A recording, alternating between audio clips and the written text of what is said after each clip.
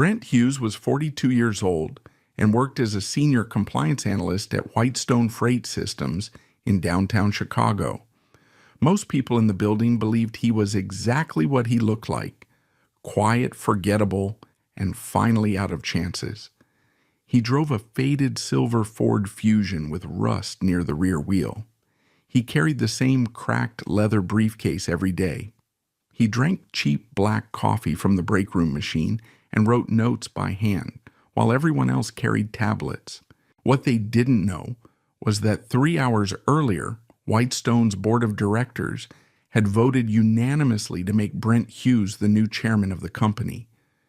Behind the frosted glass doors ahead of him, champagne corks exploded. Someone laughed loud enough for the hallway to hear. Then Brent reached for the handle and pushed the door open. Before we continue, comment your country and local time below. I always like seeing where these stories are being watched from. And if you enjoy slow burn revenge stories built on patience, evidence, and quiet power, make sure to subscribe. Tomorrow's story gets even colder. Whitestone Freight Systems occupied 34 floors of mirrored glass overlooking the Chicago River. The company moved refrigerated cargo, medical supplies, and industrial freight across 48 states. Annual revenue sat just above $2.7 billion. The executives liked repeating that number during quarterly meetings. Most employees only cared about appearances, corner offices, watches, parking spaces, expense accounts. Brent Hughes had none of those things. His cubicle sat on the 26th floor, beside a support column that blocked half the natural light. Cubicle 48, B, Operations Compliance Division. The carpet near his desk had a faint coffee stain maintenance never fully removed. Every morning, Brent arrived at 6:10 a.m. Not 6 o'clock, not 6:15, 6:10. The security guards downstairs knew him better than most executives did. "Morning, Mr. Hughes," said Luis at the front desk one Tuesday. Brent nodded once. Morning, same routine every day. Badge swipe, elevator. Black coffee from the third floor break room because the machine on 26 always tasted burnt. Then silence. He reviewed freight manifests while the rest of the office slowly woke up around him. At 8:40, Tyler Grant arrived loud enough for half the floor to hear him. "Ladies and gentlemen," Tyler announced while walking past the cubicles, "the prodigal salesman has returned from Detroit alive." A few employees laughed automatically. Tyler was Whitestone's vice president of sales. 38 years old, expensive suits, white teeth, loud confidence that filled rooms before he even entered them. He tossed his car keys onto his desk hard enough to make a stapler jump. Brent Tyler called out, "You still auditing humanity over there?" Brent looked up briefly from his monitor. "Morning, Tyler?" "That's depressing," Tyler said. "You know that, right?" More laughter. Brent returned to the spreadsheet without responding. People interpreted silence however they wanted. Most assumed weakness. At 9 o'clock, sharp Derek Holloway crossed the operations floor with Rachel Whitmore walking beside him. The mood changed instantly. Derek carried authority the way some men carried weapons, visibly and on purpose. Tall, perfect posture, tailored navy suit, controlled smile. As chief operating officer, he rarely spoke above conversational volume. He did not need to. Employees adjusted themselves when he walked by. Monitors changed screens. Conversations died mid-sentence. Rachel Whitmore matched him perfectly. Whitestone's HR director, dressed in expensive neutral colors and spoke with polished warmth that never reached her eyes. She remembered birthdays, office gossip, divorces, and weaknesses with equal efficiency. Derek slowed near Brent's cubicle. "You still reviewing root sector invoices?" he asked casually. Brent nodded once. "There are inconsistencies in vendor approvals from Q2. Tyler leaned back in his chair nearby. "See," Tyler said loudly to a sales coordinator. "This is what I mean. The guy dreams in spreadsheets." A few people laughed again. Derek smiled faintly. "Try not to get buried in details, Brent. Operations requires flexibility. Flexibility shouldn't change invoice routing numbers, Brent replied calmly. The air shifted slightly, very small, but noticeable. Derek's smile held for another second too long, then he moved on. Rachel followed beside him without looking back. By noon, the office returned to its normal rhythm. Phones ringing, keyboards clacking, freight disputes, shipment delays from Milwaukee due to freezing rain. Brent ate lunch alone at his desk. Turkey sandwich, apple, no chips. He reviewed vendor payment logs while chewing slowly. 3 months earlier, Whitestone had migrated freight contracts into a new internal platform called AtlasNet. The system centralized vendor approvals, fuel adjustments, route scheduling, and reimbursement processing. Most employees hated it. Brent liked systems. Systems left patterns, and patterns left trails. At 1:17 p.m., Brent noticed something strange. Vendor code, MTS-441, Midwest Transit Solutions, LLC. Approved payment $184,220. Nothing unusual at first glance. But the routing number attached to the payment looked familiar. Brent opened another invoice, then another. Different vendor names, different states, same routing number. He stopped chewing. Around him, the office continued moving without noticing anything. Someone laughed near the printers. Tyler argued loudly about a client dinner reservation. A junior analyst dropped a stack of folders. Brent zoomed into the payment records again.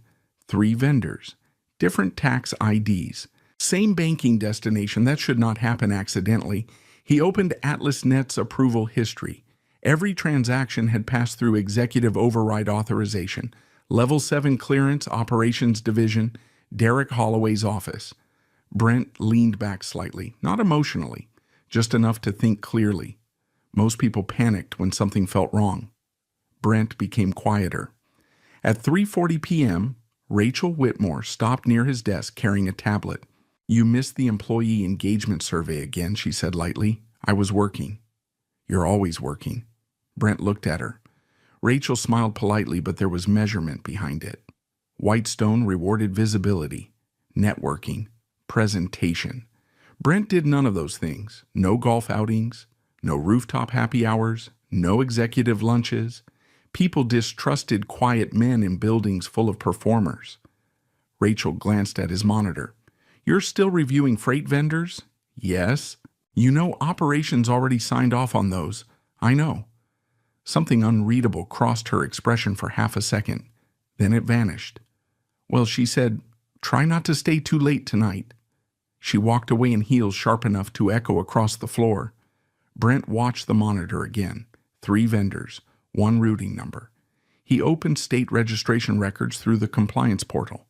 First company, registered in Delaware. Second company, registered in Delaware. Third company, same registered agent, same Wilmington address, Suite 214, a building known for mailbox corporations.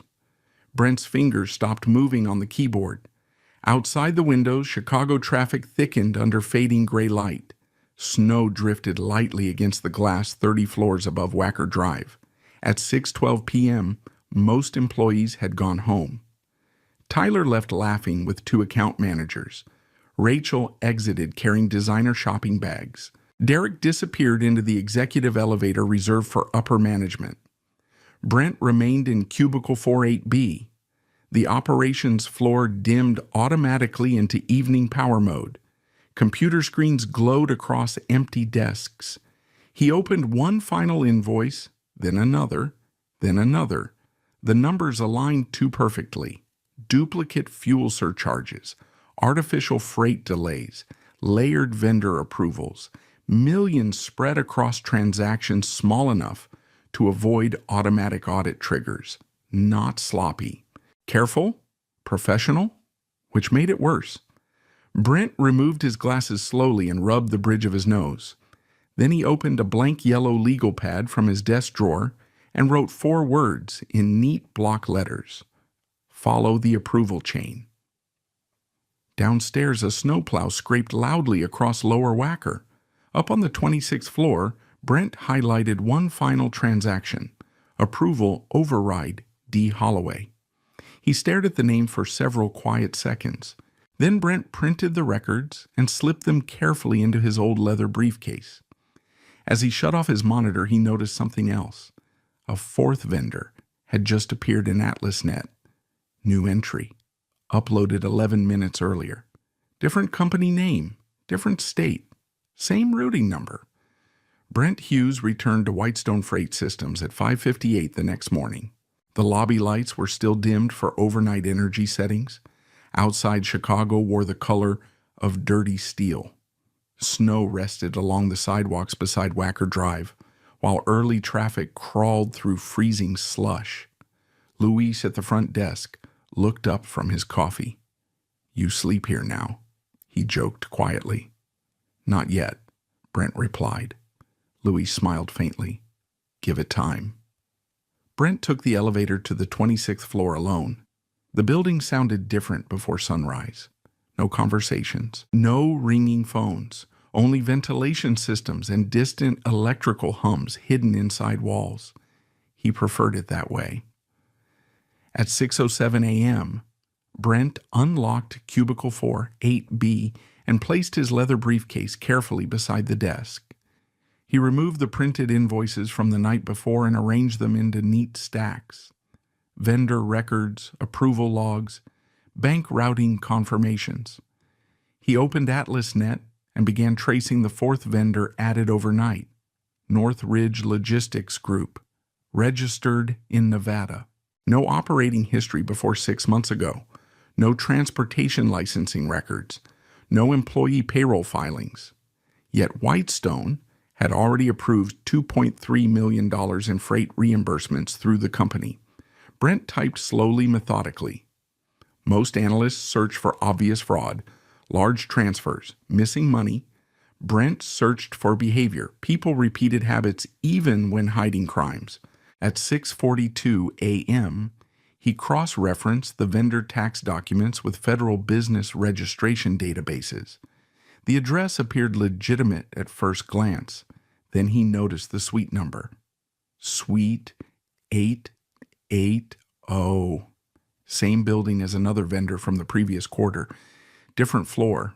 Same registered agent. A corporate formation attorney in Wilmington named Peter Vance. Brent wrote the name down, then circled it once. By 7:30, the operations floor began filling with employees. Computer monitors flickered awake across rows of cubicles. Coffee smell spread through the department. Someone cursed quietly at the printer near accounting. Brent barely noticed. He had moved deeper into the approval chains now. AtlasNet tracked every action automatically. Timestamps user credentials, authorization levels, revision history. Systems always remembered what people forgot. At 8:11 a.m., Brent found the first impossible timestamp. One freight contract showed executive approval from Derek Holloway's account at 2:14 a.m. 3 weeks earlier. Except Derek had been speaking at a logistics conference in Dallas at that exact time. Whitestone's internal newsletter even included photographs from the event. Brent enlarged the approval metadata: remote access terminal, VPN authorization override. Someone had used Derek's credentials, or Derek had allowed someone else to. Neither option improved the situation. Tyler Grant arrived 20 minutes later carrying a Starbucks tray and talking loudly into wireless earbuds. "No, listen to me," Tyler said while walking across the floor. "If Cleveland wants priority lanes next quarter, they pay premium rates. I'm done babysitting cheap clients." He disconnected the call and noticed Brent immediately. "You know what your problem is?" Tyler asked while setting coffees onto nearby desks. Brent kept typing. "I assume you'll tell me. You look at life like it's a math equation." Tyler leaned against the cubicle wall. "People don't follow rules, Brent. That's why guys like me exist. A sales coordinator nearby laughed automatically. Brent clicked open another vendor file. Rules exist because people like you exist, he said calmly. The laughter stopped. Tyler's smile tightened slightly. For a second, something colder appeared underneath his polished confidence. Then he laughed loudly again. See, that's what I mean. You should put that on a motivational poster. He walked away. Brent continued reviewing approval logs without reacting, but he noticed something important. Tyler had looked nervous, not offended, nervous. At 9 o'clock sharp, the weekly operations meeting began inside Conference Room C. 22 employees, glass walls, long walnut table, digital projection screen displaying quarterly freight metrics. Derek Holloway stood near the front, beside a slide labeled Regional Expansion Strategy, Q4. His voice remained smooth and controlled. Denver capacity increased 12%. Medical transport margins remain strong despite fuel pressure. Client retention is stable. Brent sat near the far end of the table taking handwritten notes. Tyler scrolled through his phone beside him. Rachel Whitmore entered halfway through carrying a tablet and sat beside Derek. Then Derek changed slides. A chart appeared showing compliance review delays. Brent recognized the numbers immediately. His department. Derek folded his hands casually. One issue we need to address, he said, is operational slowdown caused by excessive internal review procedures. Nobody spoke. Derek looked directly at Brent. Some employees struggle to understand the difference between diligence and obstruction. A few nervous smiles appeared around the table. Tyler leaned back comfortably. Derek continued. When freight sits unresolved because someone is chasing imaginary accounting conspiracies, clients notice. More smiles. Brent remained still. Derek walked slowly around the table. We are a logistics company, not a courtroom. Rachel nodded slightly as if the statement carried wisdom. Brent closed his notebook carefully. Then he spoke. Would you like the routing numbers? The room went quiet. Derek stopped walking. Brent's voice stayed level. I found 4 vendors sharing identical banking destinations despite separate registrations and approval paths. Nobody moved. Tyler stared at him now. No smiling. Derek recovered first. Brent? He said calmly, if you have procedural concerns, there are channels for that. I'm aware. Then perhaps avoid dramatic accusations during operations meetings. Brent looked directly at the projection screen. I didn't make an accusation. Silence settled heavily across the room. Rachel Whitmore finally intervened with practiced warmth. I think everyone's stress levels are high right now, she said. Let's focus on solutions instead of tension. Classic HR language. Reduce facts into emotions. Derek smiled faintly again. Yes, he said. Agreed. Then he changed the slide and continued the meeting as if nothing had happened. But the room had changed. Employees avoided looking at Brent now, not because they disliked him, because people sensed danger before they understood it. At 11:46 a.m., Brent returned to his cubicle and found an envelope resting beside his keyboard. No postage. Hand-delivered. His name typed neatly across the front. Inside sat a single card. Call this number immediately. EMSA Carter. Below it was a Boston phone number. Brent stared at it for several seconds. Then he placed the card inside his desk drawer without reacting outwardly. At 1:15 p.m., he used an empty conference room on the 19th floor to make the call privately. The woman answered on the second ring, Evelyn Carter speaking. My name is Brent Hughes. I know. Her voice carried the clipped precision of someone who billed by the hour. You've been reviewing vendor irregularities connected to Whitestone operations. Brent looked through the conference room glass toward snowy rooftops beyond downtown Chicago. Yes. How much have you documented? Enough to know it isn't accidental. A brief silence followed. Then Evelyn spoke carefully.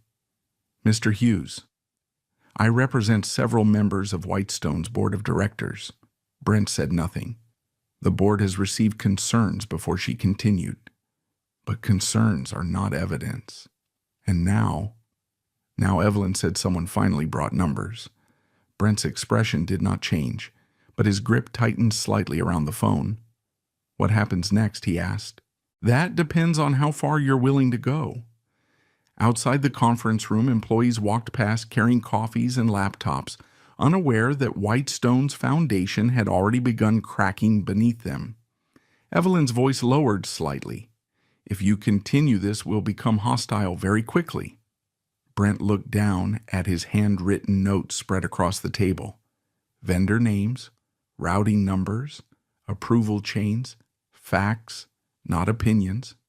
Facts survived pressure better than people did. I understand, he said quietly. Good, Evelyn replied, because someone already knows you're looking. The line went silent for half a second. Then she added one final sentence, and they're moving faster now. The next morning, Brent Hughes noticed the change before anyone spoke to him. It started with small things. People lowered their voices when he walked past. Conversations stopped half a second too late. A project manager from procurement avoided sharing an elevator with him entirely. Corporate buildings behaved like nervous ecosystems.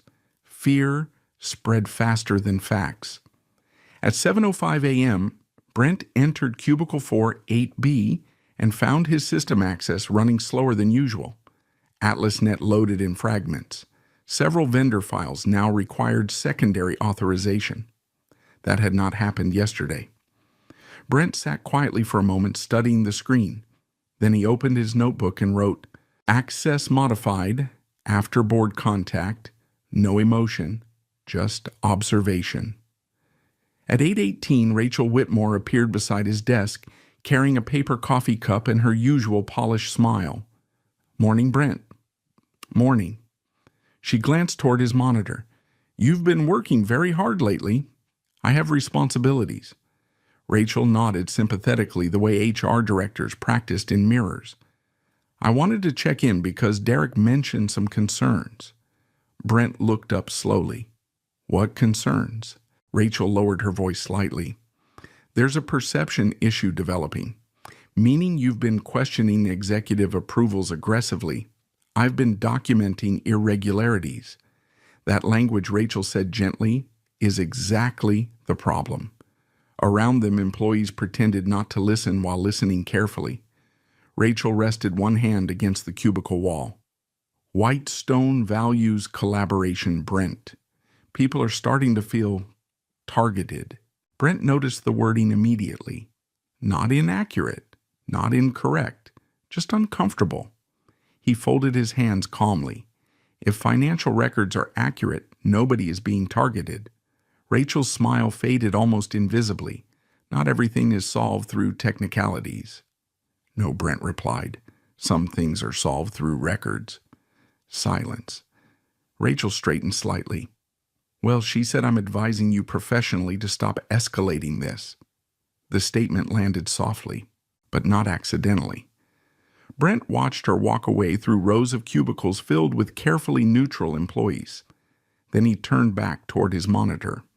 At 9:42 a.m., he discovered 3 archived invoices had disappeared from AtlasNet entirely. Deleted, not hidden, removed. Brent checked the deletion logs, administrative override, executive credentials, timestamp 8:03 a.m. He printed the access report immediately. By noon, the office atmosphere had become noticeably colder. Tyler Grant performed loudly for nearby employees, but even he watched Brent more carefully now. At one point, Brent passed the sales bullpen and heard Tyler mutter, "Guy thinks he's uncovering Watergate." Several people laughed, but not comfortably. Brent kept walking. At 1:10 p.m., his phone vibrated. Unknown Boston number, Evelyn Carter. This line secure, she asked immediately. It should be. That's not an answer. Brent glanced around the empty stairwell where he had taken the call. No, he said. Good. Assume nothing inside Whitestone is private anymore. Her tone carried no drama, only experience. Evelyn continued, "The board reviewed preliminary materials last night, and your executives are either corrupt or catastrophically incompetent." Brent leaned against the concrete wall beside the stairwell window. Snow drifted slowly outside across downtown Chicago rooftops. "What happens now?" he asked. "There's a reason I'm calling directly instead of through corporate channels," Evelyn replied. "The board believes internal reporting structures may be compromised." Brent thought briefly of Rachel. The slowed system access, the deleted invoices, the sudden hostility. "They know I reported concerns," he said. "Yes." "How pause. Then Evelyn answered carefully. "Your HR director contacted Derek Holloway within 37 minutes of your compliance filing." Brent closed his eyes briefly, not from shock, confirmation. That was worse. He had suspected the chain was compromised. Now he knew. "Can you prove it?" he asked. "We can prove metadata, not intent." "No," Evelyn admitted. "Not yet." Brent looked through the stairwell glass at the frozen river below. Cars crawled through traffic like mechanical insects under gray skies. "Mr. Hughes," Evelyn said quietly, "I need you to understand something very clearly." He listened. "If senior leadership realizes the board is involved, they will move aggressively. Against me." "Yes?" Brent nodded once to himself. The strange thing was that fear never arrived all at once for men like him. It arrived in measurements, system delays, missing files, changed behavior. Fear became real through details. "When do you need an answer?" he asked. "For what testifying?" Evelyn was silent briefly. "Tonight." After the call ended, Brent remained in the stairwell for another minute. Then he returned upstairs. At 2:25 p.m., Derek Holloway stepped onto the operations floor unexpectedly. No assistant, no entourage. That alone drew attention. Derek stopped beside Brent's cubicle with controlled casualness. "Walk with me, not a request." Employees pretended to work while tracking every movement. Brent followed Derek toward the executive conference corridor overlooking the river. The hallway carpet softened footsteps. Framed company awards lined the walls. Top Midwest logistics provider. Supply Chain Excellence Award. Transport Safety Leadership. Polished achievements covering rotten infrastructure. Derek entered a small conference room and closed the glass door behind them. For several seconds he simply studied Brent. Then he smiled faintly. "You know, Derek said I used to think you were harmless." Brent remained standing. Derek loosened his cuff slightly.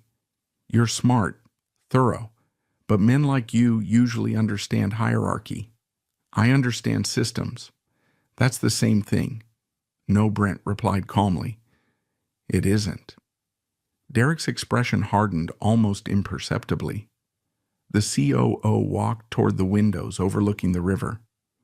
"Do you know how many people depend on Whitestone?" he asked. Brent said nothing. "Drivers? Warehouse workers? Families? Entire distribution chains." Derek turned back toward him. "One irresponsible accusation can damage all of that. I haven't accused anyone, but you're trying very hard to." Brent noticed Derek never denied the invoices, never addressed the routing numbers, only the consequences of discussing them. That mattered. Derek stepped closer. "Here's my advice," he said quietly. "Drop this." Brent held his gaze. If the records are legitimate, there's nothing to worry about. The silence stretched longer this time. Cold now. No performance left. Finally, Derek smiled again, but without warmth.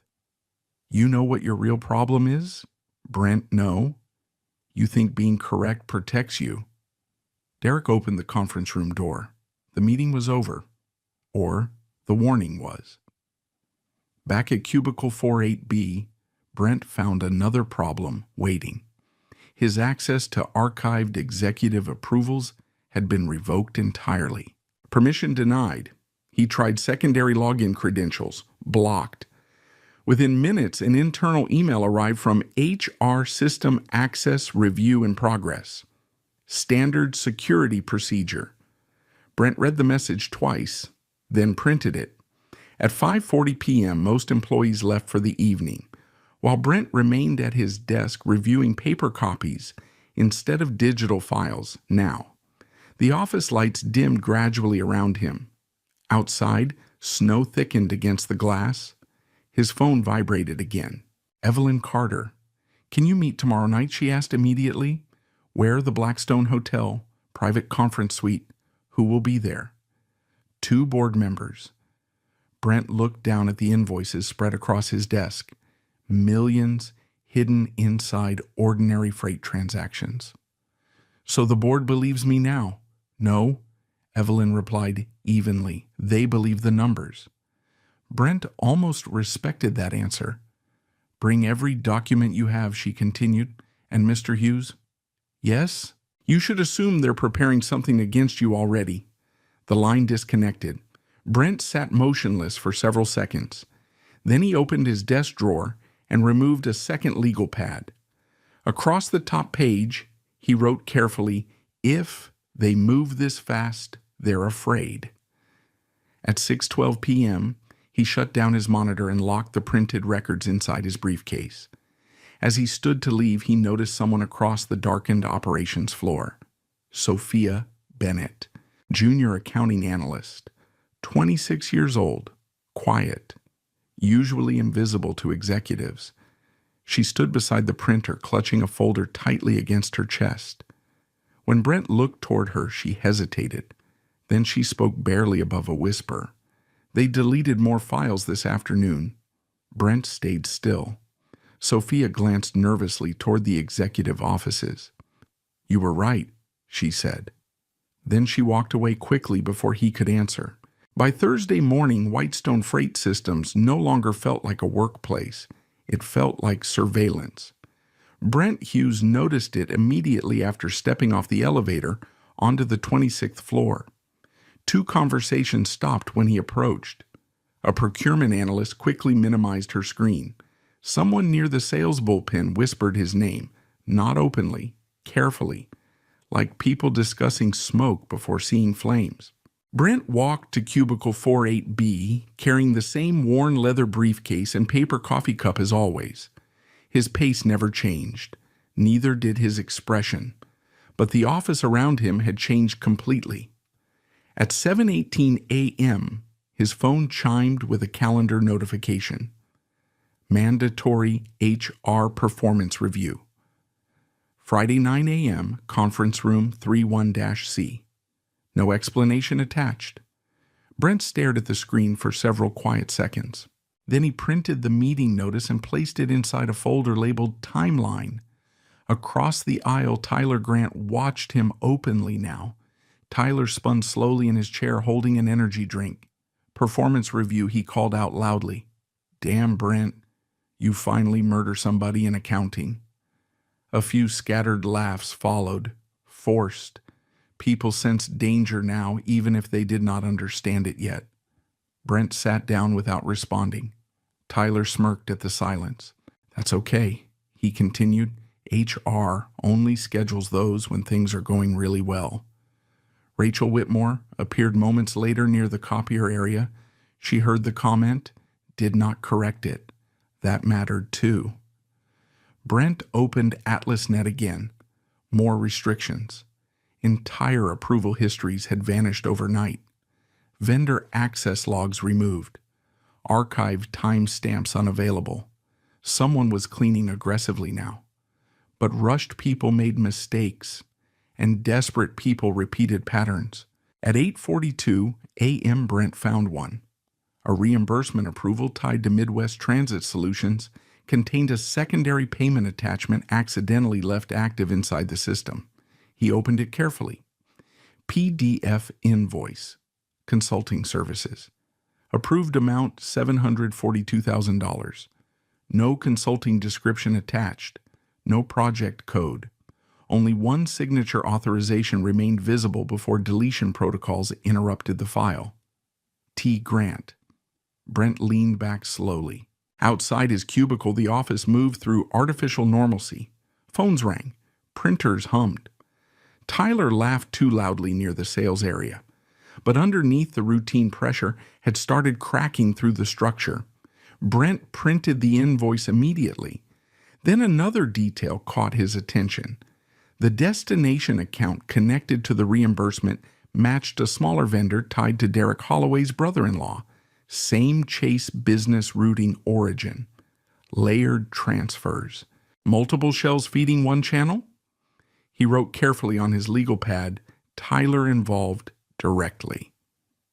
At 10:15 a.m., Sophia Bennett approached his desk carrying a stack of accounting folders.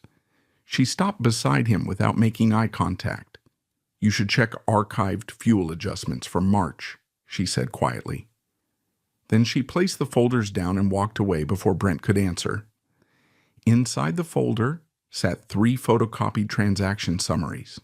No notes, no explanations. But Brent immediately understood why she had brought them. The fuel adjustment percentages were mathematically impossible. Several freight routes showed fuel surcharges exceeding actual diesel market rates by almost 30%.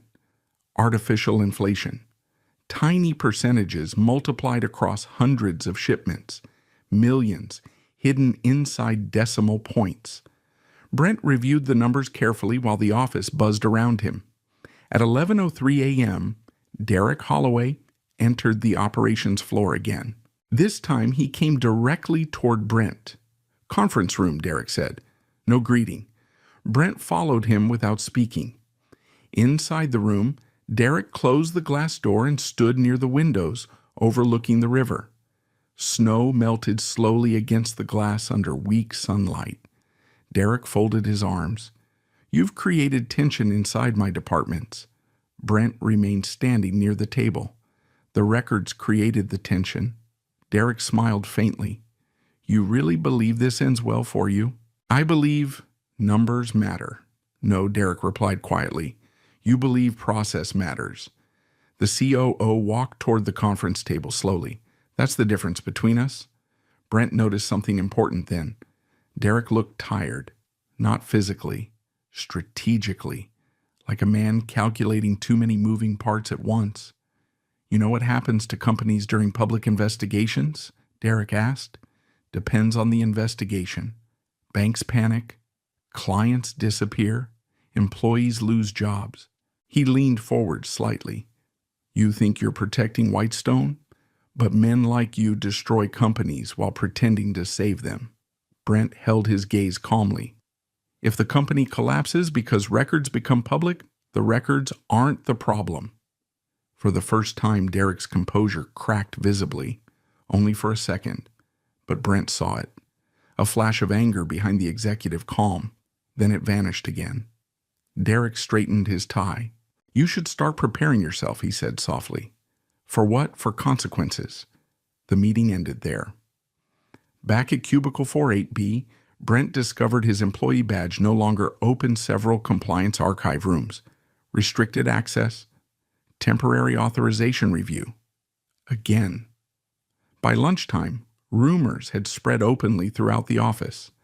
Some employees believed Brent was under investigation. Others believed he was being fired quietly.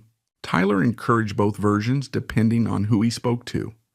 At 1:40 p.m., Brent passed the break room and overheard Tyler speaking near the vending machines.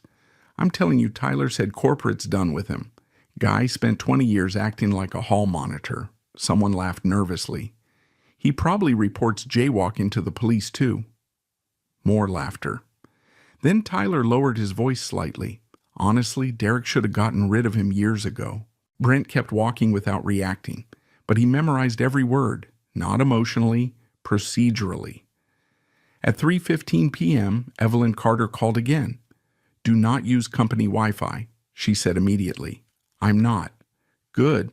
We confirmed internal monitoring escalated yesterday afternoon. Brent sat alone inside a vacant training room overlooking Lower Michigan Avenue traffic. They're locking systems down, he said. We expected that. I found Tyler connected to reimbursement approvals. Silence. Then typing sounds from Evelyn's side. Can you prove it? Yes. Bring hard copies tomorrow night. Brent looked through the glass wall at employees walking past carrying laptops and coffee cups. Normal people inside abnormal systems. What happens if they terminate me first? He asked. Evelyn answered immediately. They probably will. Brent absorbed the sentence without visible reaction. We anticipated retaliation, she continued. That's why documentation matters.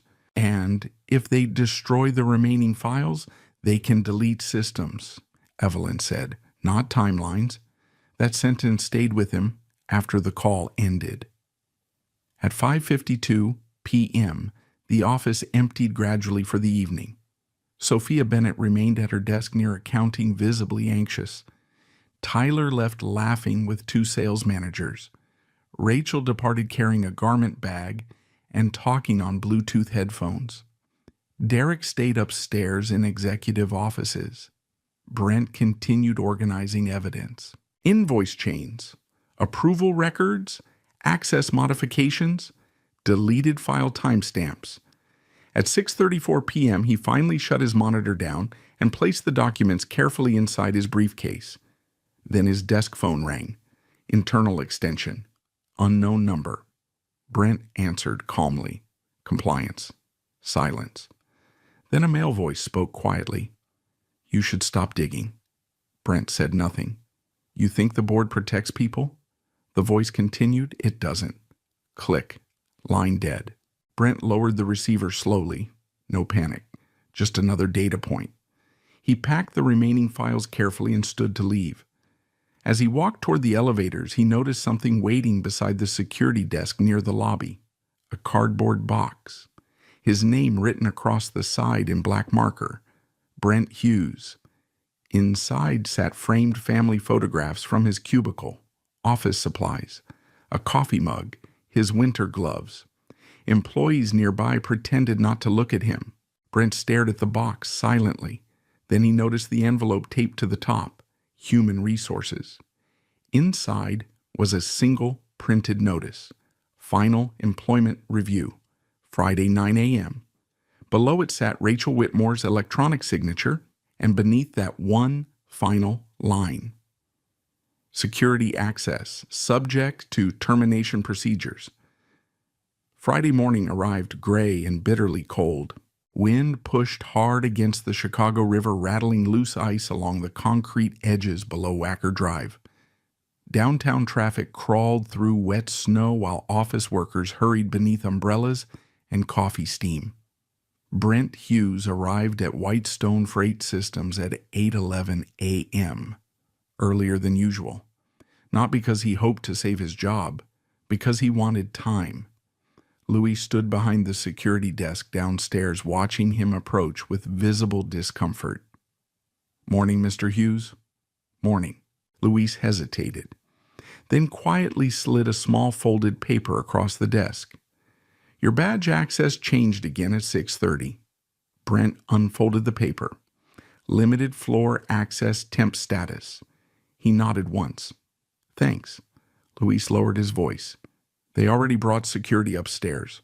Brent looked toward the elevator bank. Two unfamiliar men in gray jackets stood near the executive elevators, pretending not to watch anyone. Corporate security contractors, not building staff. Prepared in advance. That mattered. Brent entered elevator C alone.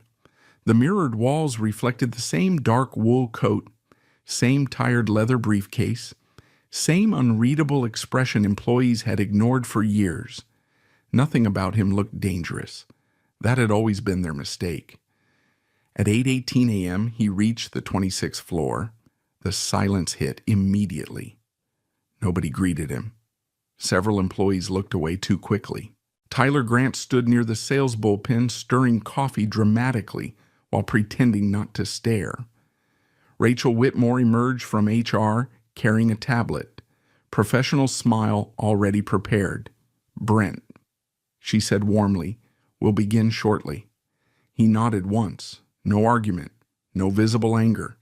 That unsettled people more than panic would have. At 8:31 a.m., Brent sat quietly at cubicle 48B, organizing the final evidence copies inside his briefcase. 3 document sets, one for the board, one for outside counsel, one sealed backup packet already stored elsewhere. He checked each stack carefully. Vendor trails, deletion logs, approval histories, unauthorized reimbursements, executive overrides. Facts survived better when duplicated. Across the aisle, 2 junior analysts whispered near the printers. "You think he's suing? No idea. I heard he accessed executive files. My friend in HR said they've been building a case for weeks." Brent continued sorting papers without reacting. Truth rarely arrived louder than rumors. At 8:52 a.m., Rachel approached again. "We're ready?" Brent stood. The operations floor watched quietly as he followed Rachel toward conference room, 31-C at the far end of the executive corridor. Glass walls, polished walnut table, city skyline behind floor-to-ceiling windows, everything designed to make power look clean. Inside the room sat Derek Holloway and a corporate security representative Brent had never seen before. A thick folder rested neatly beside Rachel's tablet. Prepared termination packet. Derek leaned back calmly in his chair. "Please sit, Brent." He did. Rachel folded her hands with rehearsed sympathy. This meeting concerns violations of internal compliance conduct and unauthorized systems activity. Brent listened silently. Rachel opened the folder. Over the past several weeks, multiple employees reported disruptive behavior, improper escalation tactics, and attempts to access restricted executive records outside normal workflow. She slid several printed pages across the table. Brent glanced down. Employee complaints, performance warnings, behavioral concerns, most dated within the last 10 days, manufactured quickly, carelessly. Derek spoke next. "You've created instability across departments, Brent." "No," Brent replied calmly. "The records created instability." Derek ignored the statement. Rachel continued reading. "Additionally, evidence suggests repeated violations of collaborative workplace standards." Brent almost admired the language. So polished, so empty. Not a single accusation tied directly to financial evidence, because real accusations created legal exposure. Vague language protected cowards. Rachel slid another document forward. "Effective immediately, Whitestone Freight Systems is terminating your employment." Silence settled across the room. Outside the glass walls, employees pretended not to watch. Brent looked at the termination letter carefully, then at the timestamp. Prepared yesterday at 2:14 p.m., before the final HR review even officially existed. Again pre-decided, again documented. He placed the paper back onto the table. "What specifically am I being terminated for?" he asked. Rachel exchanged a brief glance with Derek. "Loss of organizational trust." "Define that." Derek's patience thinned slightly. "You know exactly why this is happening." "Yes," Brent replied. "I do." The room cooled noticeably. Rachel regained control first. "Your system access is revoked effective immediately. Security will escort you after the meeting." Brent nodded once. Then he asked the question Derek clearly did not expect. "Will I receive written confirmation that executive approval records were altered after my compliance submission?" Silence. Derek stared at him. Rachel's posture tightened. "That allegation is inappropriate," she said carefully. "It wasn't an allegation." Brent folded his hands calmly on the table. It was a time-stamp question. No one answered. That mattered too. The corporate security contractor shifted awkwardly near the wall. Even he sensed something underneath the meeting now, something unfinished. Derek finally leaned forward. "You need to understand something, Brent." His voice lowered. "This company cannot function with employees who mistake paranoia for integrity." Brent met his eyes steadily. And companies cannot survive executives who mistake authority for immunity. For the first time since the meeting began, genuine anger crossed Derek's face. Brief, controlled, but real. Rachel intervened immediately. "We're done here." She pushed the final paperwork toward Brent. "Please sign acknowledgement of receipt." Brent read the document fully before touching the pen. Not emotional, procedural. He signed only the acknowledgement line, nothing else. Then he stood. The security contractor stepped closer automatically. Brent picked up his old leather briefcase. Derek watched him carefully now, not confidently anymore, carefully. As Brent reached the door, Derek spoke again. "You spent 20 years here," he said quietly, "and this is what you leave behind." Brent looked back once. "No," he replied calmly. "This is what you built." Then he walked out. The operations floor fell nearly silent as Brent crossed between cubicles for the last time. Employees stared at monitors without reading them. Tyler Grant stood beside the break room, holding coffee, unable to hide his satisfaction. "Well," Tyler called out loudly, guest compliance finally audited itself. A few nervous laughs followed. Weak ones. Brent kept walking. Near the elevator, Sophia Bennett stood frozen beside accounting. She looked like she wanted to speak, but fear held her still. Brent gave the slightest nod before stepping into the elevator. The doors closed. Silence. For the first time all morning, he allowed himself a slow breath. Not relief. Transition. At 9:14 a.m., the elevator descended past mirrored walls and executive floors toward the lobby. Then his phone vibrated. Unknown number, Washington, D.C. area code. Brent answered calmly. "Brent Hughes." "Mr. Hughes," the voice said. "This is Nathan Pierce from Whitestone's Board Restructuring Committee." Brent listened quietly. "We reviewed the complete evidence package at 6 o'clock this morning." The elevator continued downward. Floor numbers blinking slowly above the doors. "We need to meet immediately," Nathan continued. "When in 1 hour, where?" "The Langham, Chicago. Private Executive Suite." Brent looked at his reflection in the elevator mirror. Recently terminated employee, cheap winter coat, old briefcase, corporate outcast. "What's this regarding?" he asked. A pause followed. Then Nathan Pierce answered carefully. "The future leadership of Whitestone Freight Systems." The elevator doors opened into the lobby. Across the marble floor, Brent could see employees upstairs through the towering glass atrium windows. Tiny figures moving behind polished corporate architecture. Most of them believed they had just watched a quiet man lose everything. What they did not know was that Whitestone's board had spent the entire night deciding who would replace the people who fired him. The Langham, Chicago stood 12 blocks north of Whitestone headquarters, wrapped in cold gray glass beside the river. At 10:26 a.m., Brent Hughes stepped through the hotel entrance carrying his old leather briefcase while snow melted slowly across the shoulders of his dark coat. Nobody looking at him would have guessed he had just been fired.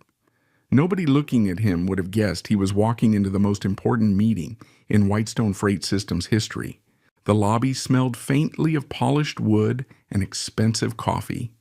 Business executives crossed marble floors, carrying phones and winter gloves while quiet piano music drifted from somewhere near the restaurant lounge. A woman in a charcoal suit approached him immediately. "Mr. Hughes, yes. This way, please." No wasted words. She escorted him toward a private elevator requiring keycard access. Brent noticed security standing discreetly near the corridor entrance. Not hotel security. Corporate. Legal. Prepared. The elevator opened onto the 22nd floor. Private executive suites. Silence. Thick carpeting absorbed footsteps as the woman led him toward double walnut doors at the end of the hallway. She stopped there. "They're waiting inside." Brent adjusted his grip slightly on the leather briefcase, then entered. 5 people sat around a long conference table overlooking the frozen Chicago River below. Nathan Pierce stood first. Mid-50s, silver hair, precise posture. Former banking executive turned Whitestone board member. Mr. Hughes, Nathan said, "Thank you for coming." Brent nodded once. Seated beside him was Evelyn Carter, already reviewing documents across 3 organized folders. At the far end sat Arthur Callahan, chairman of Whitestone Freight Systems, 71 years old, tired eyes, hands clasped tightly together. 2 additional board members remained silent near the windows. No one offered coffee. No one attempted small talk. That told Brent everything. This meeting had already moved beyond discussion. Nathan gestured toward the empty chair. "Please." Brent sat carefully and placed his briefcase beside the table. Nathan began immediately. At 6 a.m. this morning, the board reviewed the evidence package provided through outside counsel. He slid several documents across the table. Highlighted transfers, vendor registrations, approval chains. Brent recognized every page. Nathan continued, "We hired independent forensic analysts overnight." Arthur Callahan finally spoke, voice rough and quieter than Brent expected. "They confirmed the payment structures are real? Not alleged? Real." Evelyn opened another folder. 3 shell vendor networks, she said. At least $14 million in manipulated freight reimbursements across 4 years. Nathan added calmly, "Potentially more." The room remained still. No outrage. No dramatics. Only consequences. Brent noticed something else too. No one questioned his credibility anymore. That stage had already passed. Arthur Callahan rubbed slowly at one temple. "I built this company over 30 years, he said quietly. "And somehow this happened underneath us." Evelyn answered without sympathy. "It happened because executives stopped fearing oversight." Silence followed again. Outside the windows, snow drifted slowly between skyscrapers along the river. Nathan leaned forward. "We believe Derek Holloway orchestrated the approval structures." Brent listened carefully. "Tyler Grant participated through rebate manipulation and layered reimbursements." Nathan continued. "Rachel Whitmore appears involved in retaliation against internal reporting." Brent said nothing. Nathan studied him for a moment.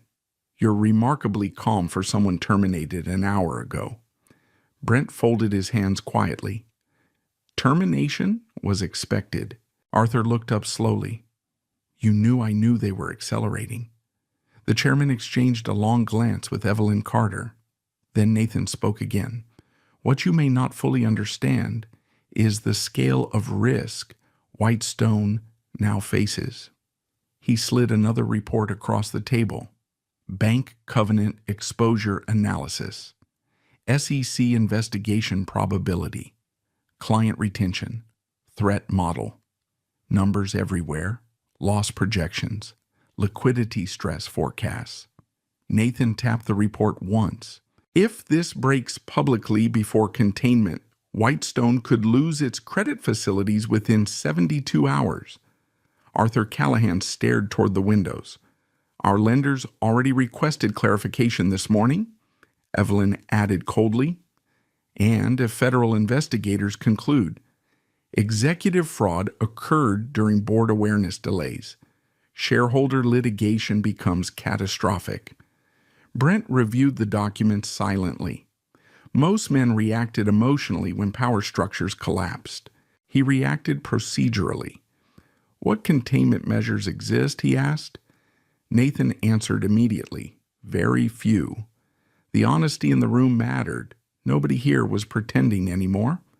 Arthur finally straightened in his chair. "Mr. Hughes," he said carefully, "I owe you an apology." Brent looked at him. "You reported concerns through proper channels. Those channels failed." The old chairman's voice carried genuine exhaustion now. "I should have seen it earlier." Brent nodded once. Not accepting, not rejecting, just acknowledging. Nathan clasped his hands together. That brings us to the real reason for this meeting. The room quieted further. Even the city outside seemed distant now. Nathan continued. Arthur Callahan informed the board this morning of his intention to resign effective immediately. Arthur did not object, did not defend himself. He simply looked old. Whitestone's founder had spent decades building a logistics empire, only to watch executives hollow it out beneath polished quarterly reports. Evelyn slid another document across the table. Board Resolution Draft. Brent read the heading silently. Appointment of interim chairman. His expression did not visibly change, but Nathan noticed anyway. The board voted unanimously, he said. We want you to assume emergency leadership authority effective today. The room remained silent after the sentence landed. Outside the windows, a tour boat moved slowly through broken ice below the bridges. Brent looked down at the resolution again.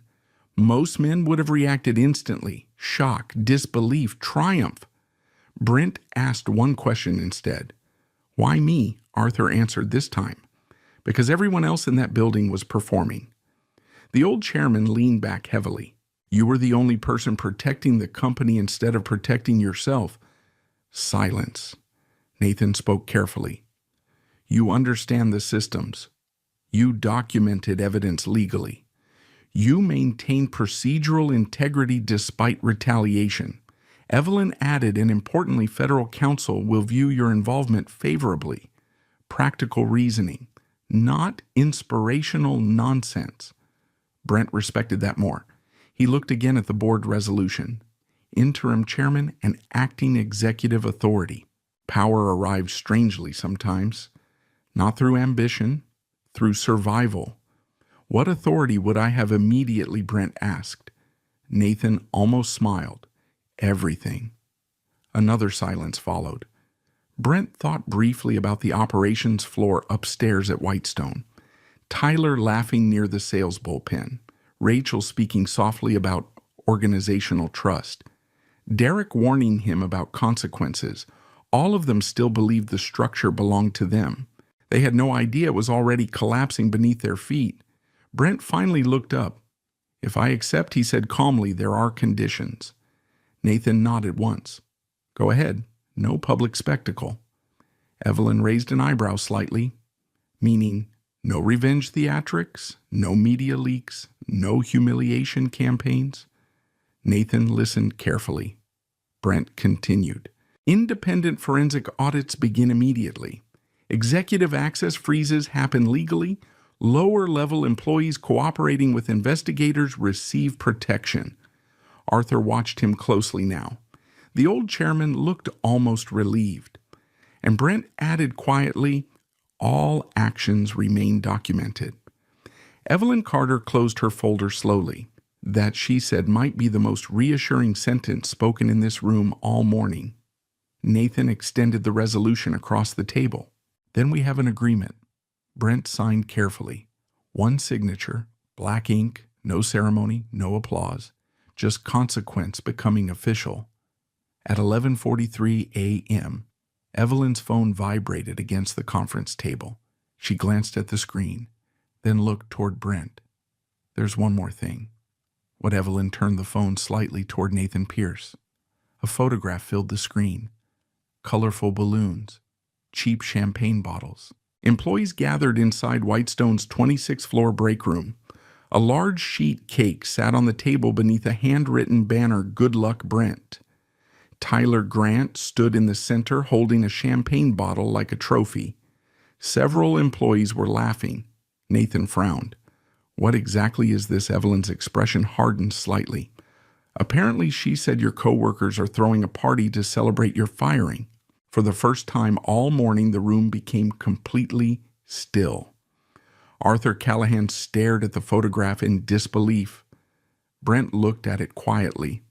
No anger crossed his face, only recognition. The board had just handed him the company.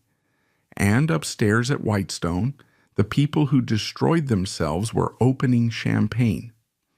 At 12:34 p.m., the 26th floor break room at Whitestone Freight Systems looked less like a corporate office and more like a cheap retirement party.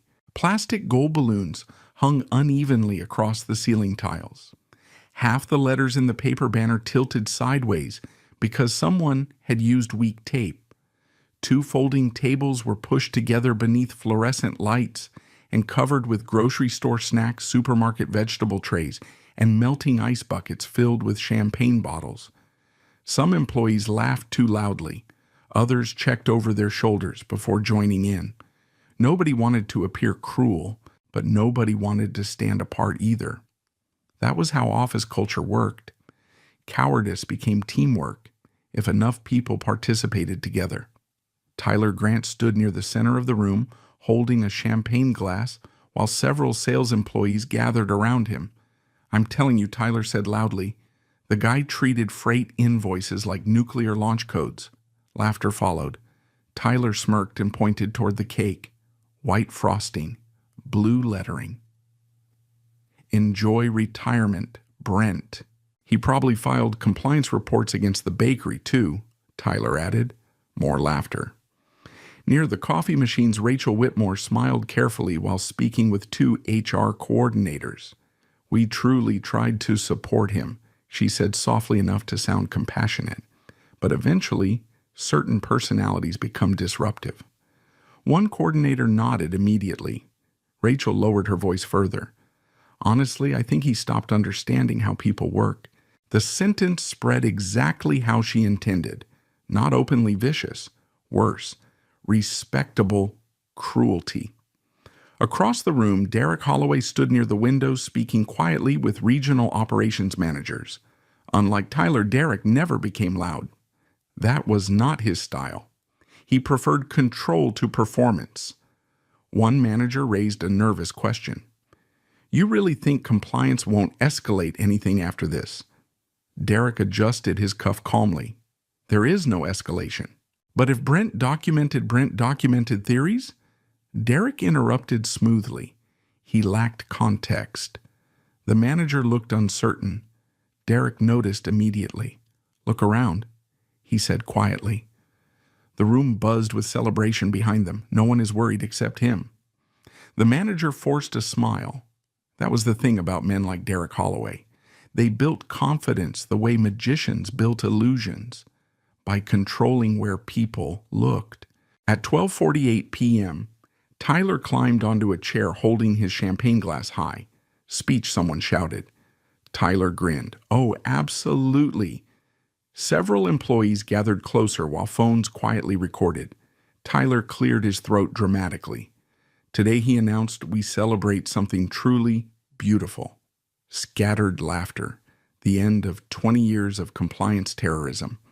More laughter now. Tyler pointed toward Brent's empty desk visible through the break room doorway.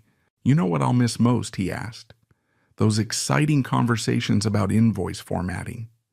Even Derek smiled faintly at that one.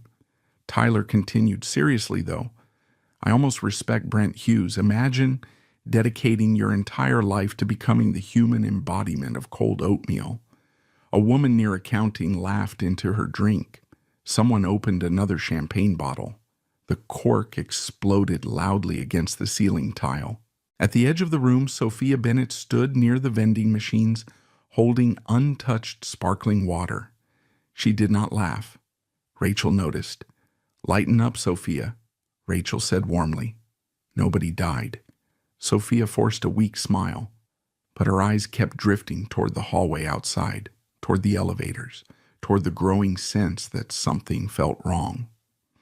Downstairs, black sedans pulled quietly beneath Whitestone's covered entrance. At 12:57 p.m., Brent Hughes stepped out of the first vehicle beside Nathan Pierce and Evelyn Carter. Snow blew sharply between the downtown buildings. Corporate security officers stood nearby, speaking into earpieces. Not Whitestone employees.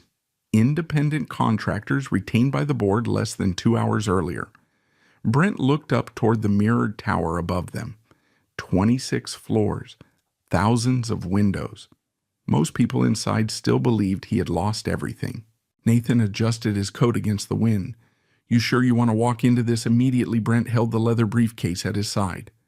"Yes." Evelyn glanced toward the entrance doors. We can delay until legal containment is fully prepared. No. Nathan studied him carefully. This could become ugly. Brent looked through the glass lobby toward the elevators beyond. They already made it ugly. Nobody argued with that. Inside the building, Luis behind the security desk nearly dropped his coffee when he saw Brent enter flanked by board representatives and corporate counsel. His eyes widened immediately, then widened further when he noticed the security team behind them. Nathan Pierce handed him temporary authorization credentials. Board directive, Nathan said calmly. Luis nodded quickly. Yes, sir. As they crossed the marble lobby floor, Brent noticed employees staring openly now. Whispers spread instantly. Phones appeared. Something had shifted.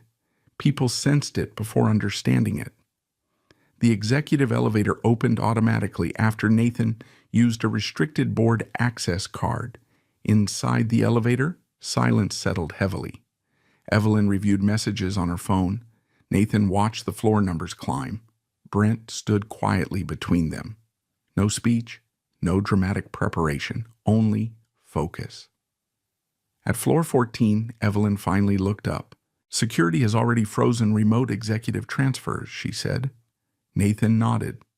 IT is waiting for your authorization upstairs, Brent answered simply. Not yet. Nathan frowned slightly. You want to wait? I want everyone in one room first. Evelyn watched him carefully now. Understanding, not revenge, containment. That difference mattered. At floor 21, Tyler's laughter echoed faintly through the elevator shaft when the doors briefly opened for another employee who quickly stepped back after seeing the group inside. Recognition spread across the woman's face instantly. Brent recognized her from procurement. Fear followed immediately afterward. The doors closed again. At floor 26, the elevator opened into the executive corridor. The operations floor beyond remained noisy with celebration. Music now. Someone had connected a speaker. Tyler's voice carried loudly through the hallway. And honestly, if Excel spreadsheets became human, laughter exploded again. Nathan Pierce looked toward Brent. Unbelievable. Evelyn's expression hardened into something colder. This level of exposure liability alone is catastrophic. Brent began walking, steady pace, same pace he used every morning entering work. The group moved through the executive corridor together. Corporate security followed several steps behind. As they approached the break room entrance, the sound became clearer. Glasses clinking, employees laughing, someone shouting, another toast. Brent stopped outside the frosted glass doors. Through the blurred glass, he could see moving silhouettes and raised champagne bottles. Tyler stood elevated near the center of the room again. Rachel near the tables. Derek beside the windows, speaking calmly while everyone else celebrated around him. Nathan looked disturbed. They actually organized this after terminating you. Brent's eyes remained fixed on the glass. Yes. Inside the room, Tyler raised his glass once more. To Whitestone finally becoming productive again, cheers erupted loudly. Then Brent heard one final sentence through the door. Guys like Brent always think silence makes them dangerous. Tyler laughed. But honestly, nobody even noticed him until he got fired. The room burst into laughter. Outside the doors, the hallway fell completely still. Corporate security waited silently behind them. Nathan Pierce looked toward Brent carefully now, waiting. Brent adjusted his grip on the worn leather briefcase. Then he placed one hand calmly against the door handle and pushed it open. The break room went silent before anyone fully understood why. Tyler Grant still stood on the chair, holding his champagne glass midair, when Brent Hughes stepped through the doorway. Behind Brent came Evelyn Carter, then Nathan Pierce, then two unfamiliar corporate security officers in dark gray jackets. The silence spread slowly across the room like cold water. Someone near the snack table lowered their phone. A plastic fork hit the floor. Tyler blinked, once confused more than alarmed. "Well," he said with a nervous laugh look, "who came back for severance cake?" A few weak chuckles followed automatically. Nobody else seemed certain how to react. Brent stood just inside the doorway holding the same worn leather briefcase he had carried for years. Snow still melted slowly along the shoulders of his dark coat. Nothing about him looked different. That made the moment worse. Rachel Whitmore recovered first. Her smile returned instantly polished and careful. "Brent," she said warmly, "this is unexpected." Evelyn Carter stepped forward. Before Brent answered, "Yes," Evelyn replied calmly, "I imagine it is." Now people noticed the legal folders in Evelyn's arms. The security officers, Nathan Pierce. Recognition started moving through the room in fragments. Board member, corporate counsel, security. Not normal. Derek Holloway straightened slowly near the windows. For the first time all day, his expression lost clarity. Only slightly. But Brent noticed. Derek's eyes moved from Nathan Pierce to the security officers and finally back toward Brent. Calculating, rebuilding, searching for structure. Tyler climbed down from the chair, awkwardly still holding the champagne glass. "What exactly is this?" he asked. Nathan Pierce ignored him completely. Instead, he addressed the room. "Everyone remain where you are for the moment." No one moved. The fluorescent lights suddenly felt too bright. Cheap party decorations hung crookedly above employees who no longer looked certain they belonged there. Rachel attempted another smile. "I think there may be some misunderstanding." "There isn't," Evelyn interrupted. "Simple, flat." The room fell silent again. Brent looked around slowly. Half-eaten cake, plastic champagne cups, his name written across the banner behind them. "Good luck, Brent." Tyler followed Brent's gaze and suddenly seemed aware of the room for the first time. The decorations no longer looked funny. They looked dangerous. Derek stepped forward calmly. "Nathan," he said carefully, "perhaps we should continue this privately." "No," Nathan replied immediately. The answer landed hard. Derek's jaw tightened slightly. Employees stared openly now. Phones disappeared quietly into pockets. Nobody wanted evidence of being associated with whatever this had become. Evelyn Carter opened one of her folders.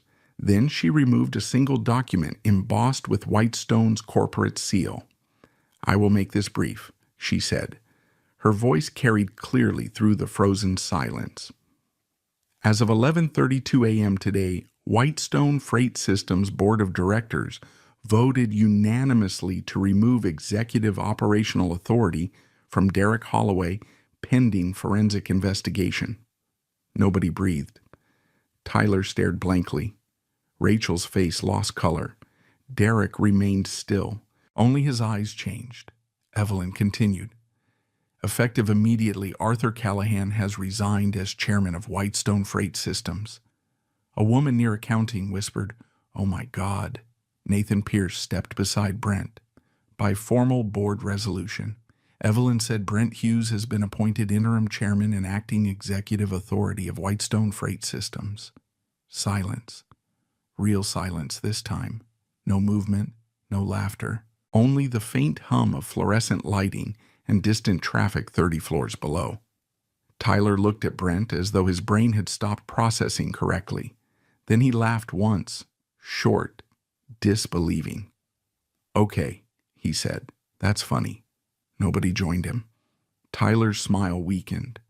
"You're serious," Nathan Pierce answered coldly. "Completely." Rachel looked directly at Brent now, trying to read him. Trying to understand how the quiet man she terminated 2 hours earlier was suddenly standing beside the board. Brent gave her nothing. No anger, no satisfaction. That unsettled her more than rage would have. Derek finally spoke.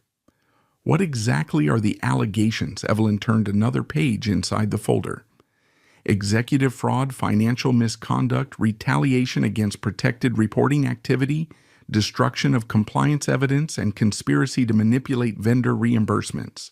The words hit the room like falling concrete. Several employees visibly stepped backward. Tyler looked toward Derek immediately. Instinct. Panic searching for leadership. Derek remained composed externally, but Brent noticed his left hand tightening once beside his sleeve. Tiny detail. Enough. "This is absurd," Derek said calmly. "We'll let investigators determine," that Evelyn replied. Nathan Pierce nodded toward the security officers. "No one leaves until initial directives are completed." Rachel finally found her voice again. "You can't seriously conduct legal actions in front of employees." Evelyn looked at her directly. "You conducted a retaliatory termination in front of them this morning." Rachel went silent. Brent stepped forward for the first time. Not aggressively, not dramatically. He simply walked toward the center table where the untouched cake still sat beneath the banner. Employees moved aside automatically. He placed the old leather briefcase down carefully. The sound echoed louder than it should have. Click. The brass locks opened. Then Brent removed 3 thick folders and laid them neatly across the table. Executive Review, Forensic Summary, Access Modifications. Tyler stared at the labels like they were explosives. Derek's eyes narrowed slightly. Brent finally spoke. His voice remained calm. "Before anyone says anything else, understand this." The room listened. Everything presented to the board was documented legally through internal systems archived records and independent verification. No emotion, only structure. Brent opened the first folder. Inside sat printed invoices, routing logs, deletion histories, and approval records marked with timestamps. He slid several pages toward Nathan Pierce, then several more toward Evelyn. Nobody else touched the documents. Not yet. Tyler swallowed visibly. Rachel looked toward Derek again, still searching for reassurance. Derek gave none. Brent continued quietly. The reimbursement network, tied to Midwest Transit Solutions, processed approximately $14 million through layered vendor structures. He placed another page onto the table. Approval authorizations originated from executive override credentials. Another page. Deleted invoice histories were reconstructed through AtlasNet archive logs. Another. HR retaliation actions occurred within 37 minutes of compliance escalation. Rachel's face drained further. Around the room, employees stared at her now. Not Brent. Her. That shift mattered. Tyler suddenly stepped forward aggressively.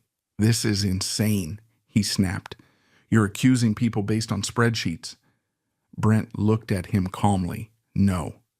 He slid a reimbursement approval across the table. "I'm accusing you based on your signature."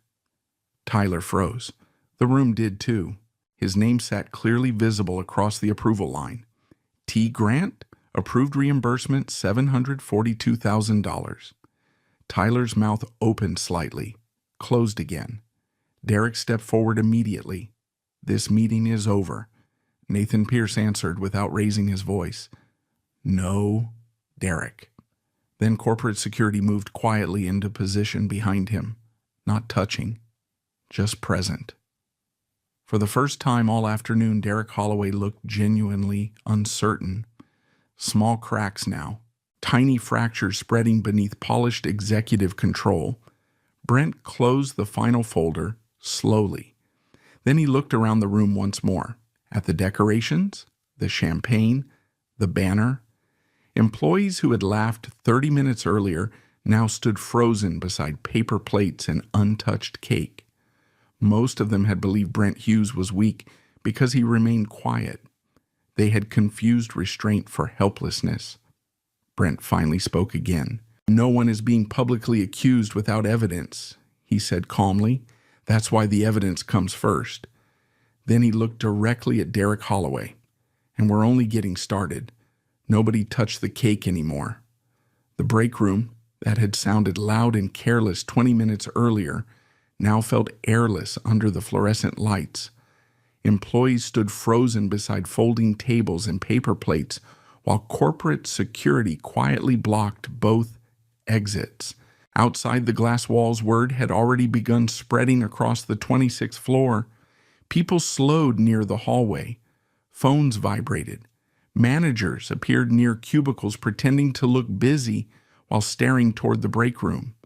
Inside, Brent Hughes remained standing beside the table with the evidence folders open neatly before him. No raised voice, no performance, only documents that frightened people more. Nathan Pierce stepped slightly aside while Evelyn Carter organized several printed exhibits into clean rows across the table. Wire transfers, vendor registrations, approval records, deletion logs. The room slowly transformed from a party into a hearing. Tyler Grant looked trapped between anger and panic. "This is insane," he said again, though quieter now. "No," Evelyn replied calmly. "It's traceable." She slid a reimbursement report toward him. Tyler glanced down. His signature authorization appeared highlighted in yellow beside 6 separate consulting reimbursements tied to Midwest Transit Solutions, amounts ranging from $200,000 to nearly $1 million. Tyler's face tightened immediately. "I approved what operations gave me." Derek Holloway finally moved forward. "This discussion requires counsel." "You have counsel," Evelyn answered. "You're looking at her." The sentence landed coldly. Rachel Whitmore crossed her arms tightly. "You can't ambush executives like this in front of staff." Nathan Pierce turned toward her. "You terminated a protected whistleblower 3 hours after evidence reached the board." Rachel opened her mouth, stopped. Brent noticed the exact second she realized the board already knew about the HR timeline. Fear looked different on different people. Tyler became louder. Rachel became quieter. Derek became still. Brent opened the second folder carefully. AtlasNet archived all executive authorization histories. Automatically, he said. Several employees watched him now with stunned expressions. Not because of the evidence, because Brent sounded exactly the same as he always had. Same measured voice, same calm posture. No triumph, no revenge. That unsettled them deeply. Brent removed another document. This reimbursement chain originated through 4 shell vendors, registered in Delaware and Nevada. He placed the pages side by side. 3 shared identical routing destinations. The 4th routed through a secondary account tied to Holloway Freight Consulting. At the far end of the room, one accounting employee whispered, "That's Derek's brother-in-law." Derek's eyes shifted instantly toward the voice. The employee looked down immediately. Too late. Everyone had heard it. Brent continued without reacting. The shell companies processed layered freight reimbursements, small enough to avoid automatic audit triggers. Nathan Pierce looked toward several employees gathered near the back wall. For everyone's understanding, he said calmly, this was designed intentionally to appear operationally normal. Nobody moved. Nobody spoke. Outside the break room windows, snow drifted slowly past the Chicago skyline. Inside, Brent turned another page. "This is the deletion timeline from yesterday morning." He handed copies toward Nathan and Evelyn. 3 archived invoices removed from AtlasNet at 8:03 a.m. through executive administrative credentials. Derek spoke immediately. "You can't prove who used those credentials." "No," Brent agreed calmly, "but I can prove where." That changed the room again. Brent slid another page across the table. VPN terminal logs, building access timestamps, remote authentication data. The printed records aligned neatly across the paper like machine-cut lines. The approvals originated from an executive remote terminal while you were physically inside Whitestone headquarters, Brent said. Derek's expression hardened.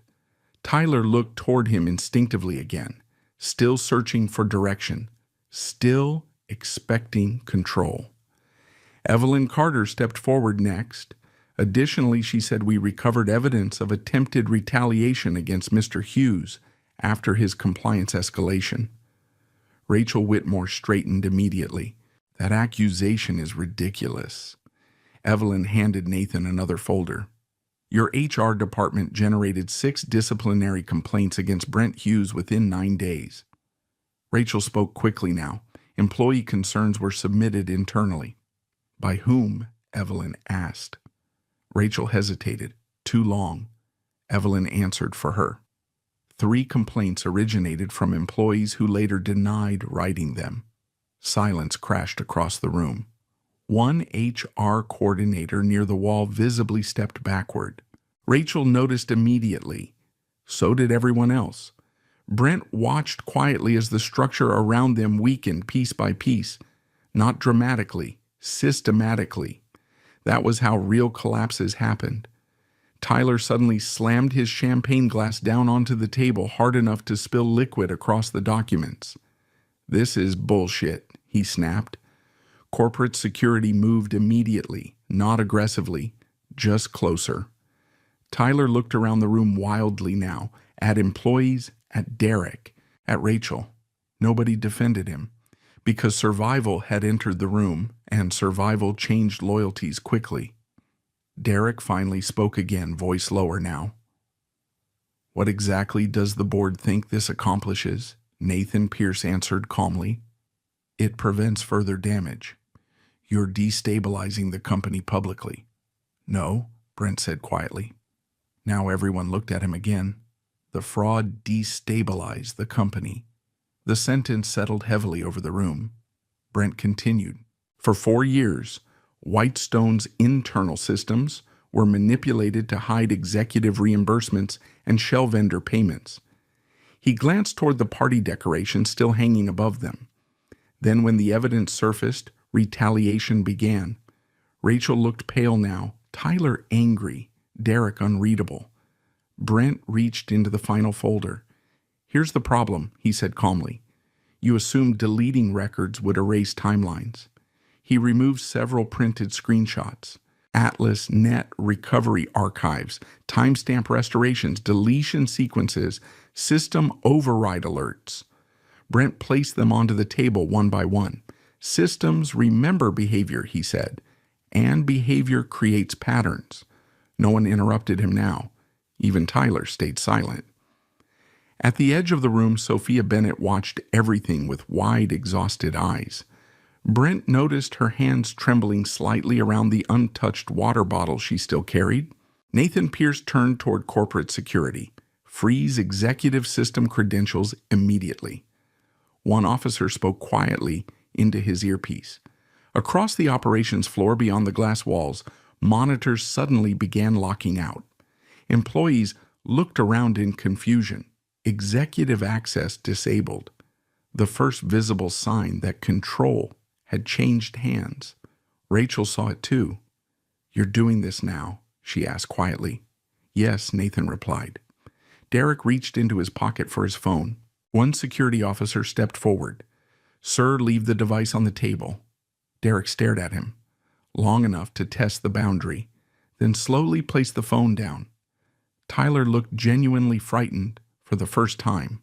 This can't be legal. Evelyn Carter almost smiled. It's extremely legal. Brent closed the final evidence folder carefully. The sound echoed softly beneath the fluorescent lights. Click. Finished. Not emotionally, procedurally. Around him stood employees who had spent years underestimating him because he spoke quietly, dressed plainly, and avoided office politics. They had mistaken visibility for authority. Meanwhile, Brent had spent years learning how systems failed and how people expose themselves while believing nobody was watching. Nathan Pierce looked toward Brent. What's your next directive, Mr. Chairman? The title changed the room instantly, Mr. Chairman. Several employees visibly reacted to hearing it aloud for the first time. Brent looked around slowly, at the cake, the balloons, the crooked farewell banner still hanging above them. Then toward Derek Holloway. Separate executive access immediately, Brent said calmly. Outside investigators begin interviews today. He looked toward Tyler. All reimbursement approvals are frozen pending forensic review. Then Rachel. HR retaliation records are preserved under legal hold. Nobody argued. Nobody laughed anymore. Outside the break room, the operations floor buzzed with spreading panic as locked systems security movement and whispered rumors rolled through Whitestone headquarters floor by floor. Inside the room, Brent Hughes remained exactly what he had always been: quiet, patient, precise. The only difference now was that everyone finally understood how dangerous that could become. By 2:15 p.m., Whitestone Freight Systems no longer operated like a normal corporation. It operated like a building under containment. Across all 34 floors, executive accounts locked simultaneously. Password resets failed. Shared drives disappeared behind legal access barriers. Internal messaging channels flooded with confused questions from managers who suddenly could not open financial reports or authorize vendor payments. Employees felt the change before they understood it. Systems controlled modern companies more than executives did, and someone had just taken the systems away. On the 26th floor, 2 IT administrators moved quickly between departments carrying encrypted laptops, while corporate security remained positioned near executive corridors. Nobody laughed anymore. The farewell party still sat abandoned inside the break room, half-empty champagne glasses, melted ice, a ruined cake no one touched. The banner reading, "Good luck." Brent now looked almost obscene, hanging above legal evidence folders and frozen employees. Brent Hughes stood near the operations windows, reviewing updated reports with Nathan Pierce and Evelyn Carter. Outside, gray snow clouds rolled across downtown Chicago. Inside, Whitestone's leadership structure was collapsing in real time. An IT supervisor approached, carefully holding a tablet. "Mr. Hughes." Several nearby employees visibly reacted again at the title. Mr. Hughes looked different from Brent. Chairman sounded even heavier. The supervisor swallowed. "We completed executive credential freezes. Derek Holloway attempted remote access twice from a secondary device." Nathan looked up sharply. "Blocked." "Yes, sir," Brent answered calmly. "Preserve all login attempts." The supervisor nodded immediately and hurried away. That was another thing people noticed now. Nobody interrupted Brent anymore. Not because he spoke louder, because authority had finally aligned with competence. Near the elevators, Derek Holloway sat alone at a temporary holding table with one corporate security officer nearby. His phone remained confiscated pending legal review. Tyler Grant occupied another conference room down the hall. Rachel Whitmore, another. Separated, controlled, no communication. Standard containment procedure. The same people who spent years controlling Whitestone now waited for permission to speak inside their own building. At 2:42 p.m., the first outside investigators arrived. 3 forensic accountants from Grant and Mercer Advisory Services entered carrying locked hard cases and audit equipment. Behind them came 2 federal regulatory consultants retained by the board overnight. Employees watched silently from cubicles. Some looked frightened, others relieved, most simply confused. Brent met the investigators near the executive conference corridor. Lead forensic auditor Daniel Keene shook his hand firmly. "We'll need full server image and access. You'll have it." "Any limitations?" "None," Brent replied. Then after a pause, "Except employee medical files and protected personal records unrelated to the investigation." Keene nodded once. Professional answer, controlled, not reckless. That mattered. As the investigators moved deeper into the building, whispers spread through operations. Federal auditors, forensic teams, executive freezes. People began realizing this was not an internal disagreement anymore. This was survival. At 3:10 p.m., Sophia Bennett sat alone near accounting reviewing invoices with trembling hands when Brent approached quietly. She looked up immediately, almost startled. "You helped preserve records," Brent said. Sophia hesitated. I copied some fuel adjustment reports after they started deleting files. You did the right thing. She laughed nervously once. Honestly, I thought I was going to lose my job. Brent looked toward the operations floor where employees now spoke in low voices beside darkened executive accounts. You still might, he said honestly. Sophia blinked, then unexpectedly smiled slightly. Okay, she admitted. That actually sounds more trustworthy than HR ever did. Brent almost smiled himself. Almost. He placed a legal notepad beside her desk. Write down everything you noticed. Dates if possible. No assumptions. Only facts. Sophia nodded immediately. Facts. That word had become oxygen inside Whitestone. At 3:38 p.m., Evelyn Carter entered the temporary command conference room, carrying another stack of reports. We have a problem. Nathan looked up from the table. What kind? Potential debt exposure. The room quieted instantly. Brent took the folder. Inside sat documents tied to Whitestone's revolving credit facilities with First National Commercial Bank. Large numbers highlighted in red, loan covenants, revenue certifications, operational compliance requirements. Then Brent saw it. One vendor contract linked directly to debt ratio calculations, fraudulent revenue inflation. The room became colder. Nathan leaned forward slowly. How bad? Evelyn answered carefully. If manipulated contracts affected covenant calculations, the bank could technically freeze portions of Whitestone's credit line. Nathan cursed quietly under his breath. That finally got Brent's attention. Nathan Pierce almost never showed emotion. Brent reviewed the contracts carefully. Then another detail appeared. Several freight projections had been artificially inflated to support expansion borrowing 6 months earlier. Fake operational growth. Real debt obligations. Sophia Bennett's copied fuel reports suddenly mattered even more now. The fraud was not just theft, it was structural. At 4:02 p.m., one of the forensic accountants entered quickly. Mr. Hughes Brent looked up. We recovered deleted archive fragments from AtlasNet. What did you find? The accountant hesitated slightly. Evidence of active file purge instructions issued yesterday evening. Nathan frowned. By who? The accountant handed over a printed access log. Administrative override authorization. Rachel Whitmore's credentials. Time issued 7:46 p.m. The room went silent. Evelyn closed her eyes briefly. She tried destroying retaliation records. Brent studied the timestamps quietly. Again, too rushed.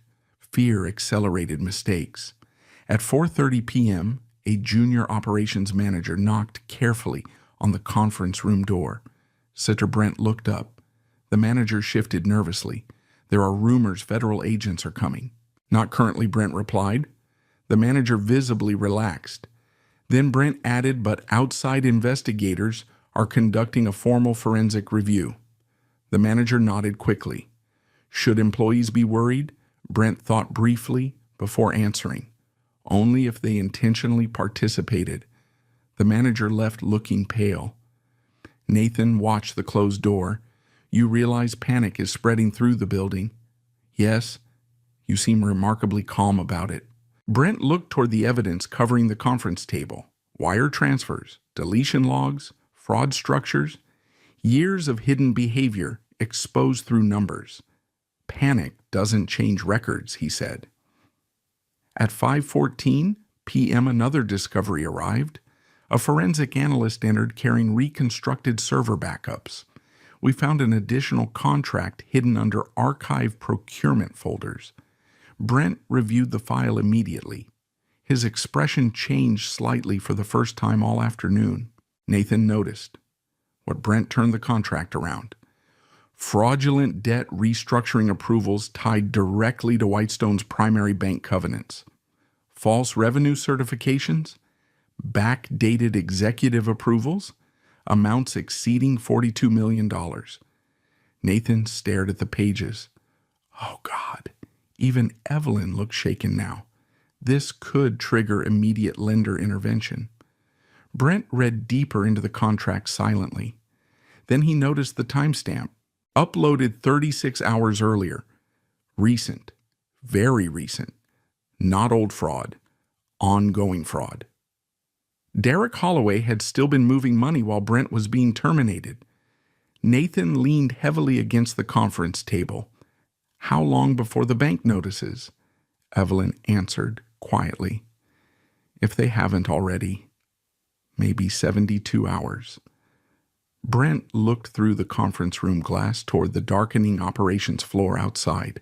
Employees moved nervously between cubicles, while investigators copied servers and security officers monitored executive hallways.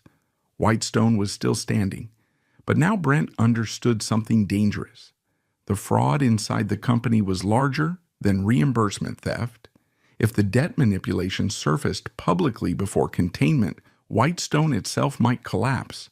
Not metaphorically, financially, completely. And somewhere down the hallway, Derek Holloway already knew it. At 6:07 p.m., snow hammered against the windows of Whitestone Freight Systems, while panic began moving through the financial markets outside. Not publicly, not yet, but pressure had started.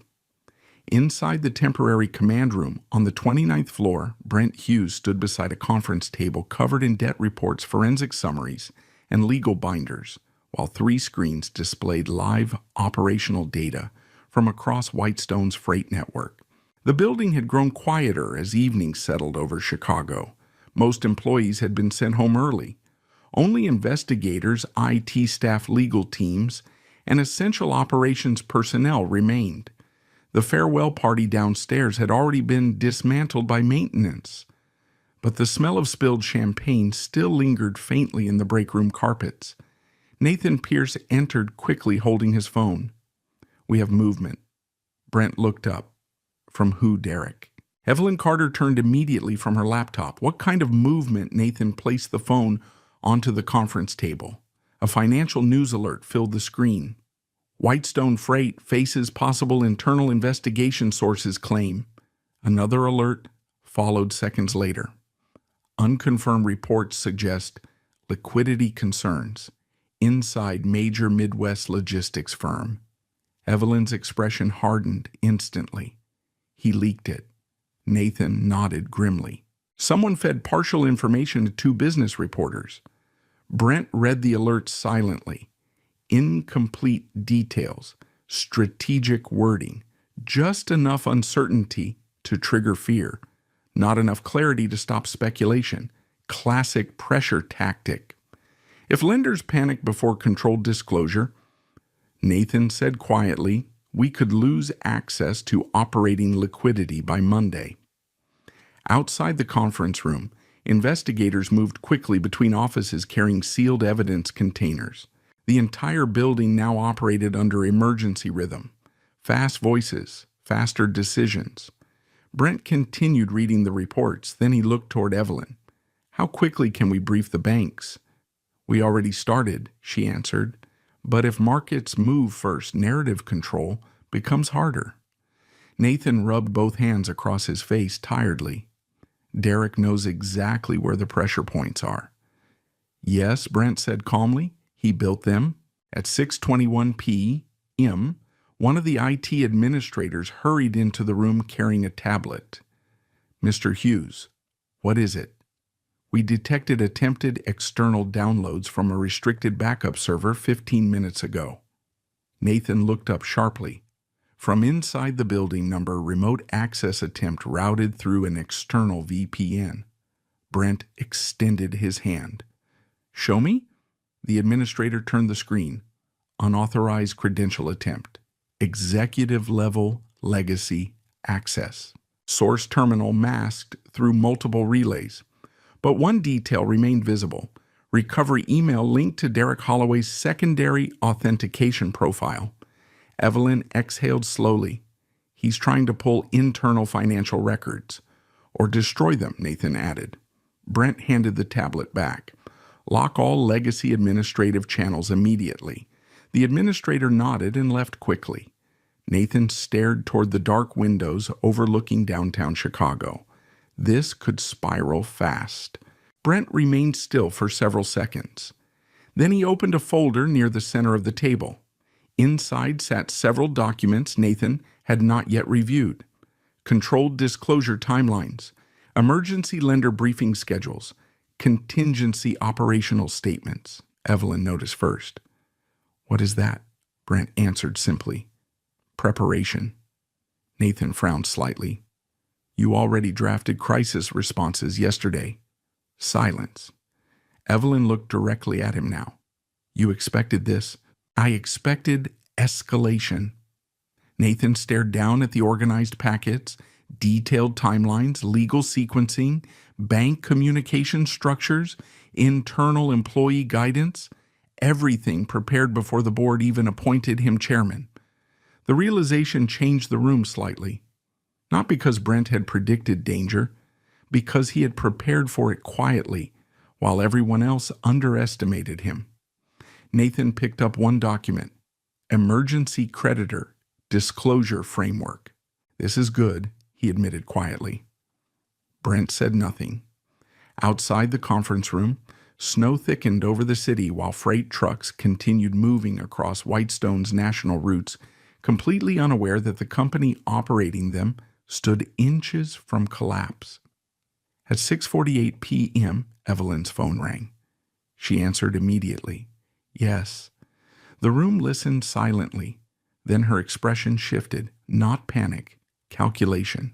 When she asked, another pause, "I understand." She ended the call. Nathan looked at her immediately. "Bank, yes. They know not everything. But they received inquiries from market analysts after the leak." Nathan cursed softly again. How bad Evelyn looked toward Brent. "They want direct leadership clarification tonight." Nathan stared at the table. That fast, they're protecting exposure. Brent already understood the real issue. Banks feared uncertainty more than fraud. Fraud could be quantified. Uncertainty spread infinitely. "We brief them tonight," Brent said calmly. Nathan looked up. "You think that stabilizes this?" No, Brent answered, "but delay guarantees instability." The room fell silent again. Brent opened another prepared folder. Inside sat updated operational cash flow summaries and route continuity projections. No inflated numbers, no manipulated vendor data, real figures. That was the difference now.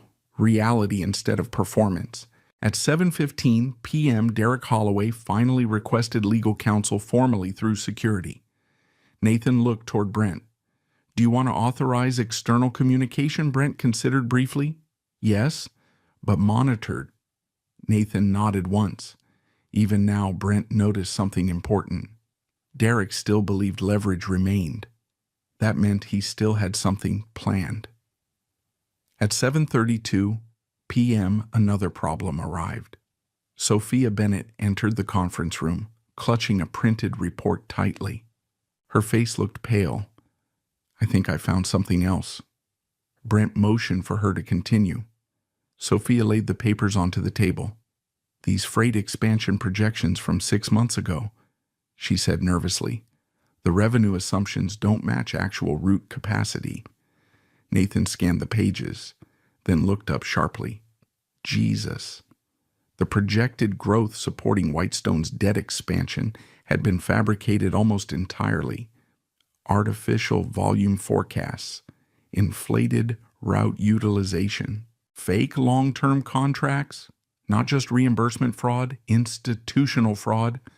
Brent reviewed the numbers carefully. Then one line caught his attention. Projected operating growth certified by D. Holloway, and beneath it, reviewed by Executive Finance Committee. Nathan sat down heavily. If lenders conclude the expansion package itself was fraudulent, they can trigger covenant acceleration. Evelyn finished quietly, meaning immediate repayment pressure, meaning catastrophe. The room darkened further as evening settled across Chicago.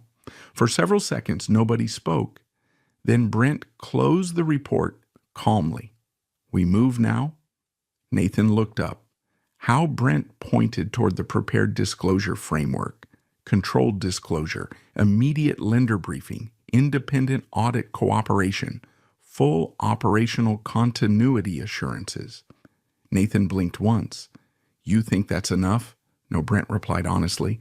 But panic becomes fatal if leadership hesitates. That sentence stayed in the room because everyone understood what he meant.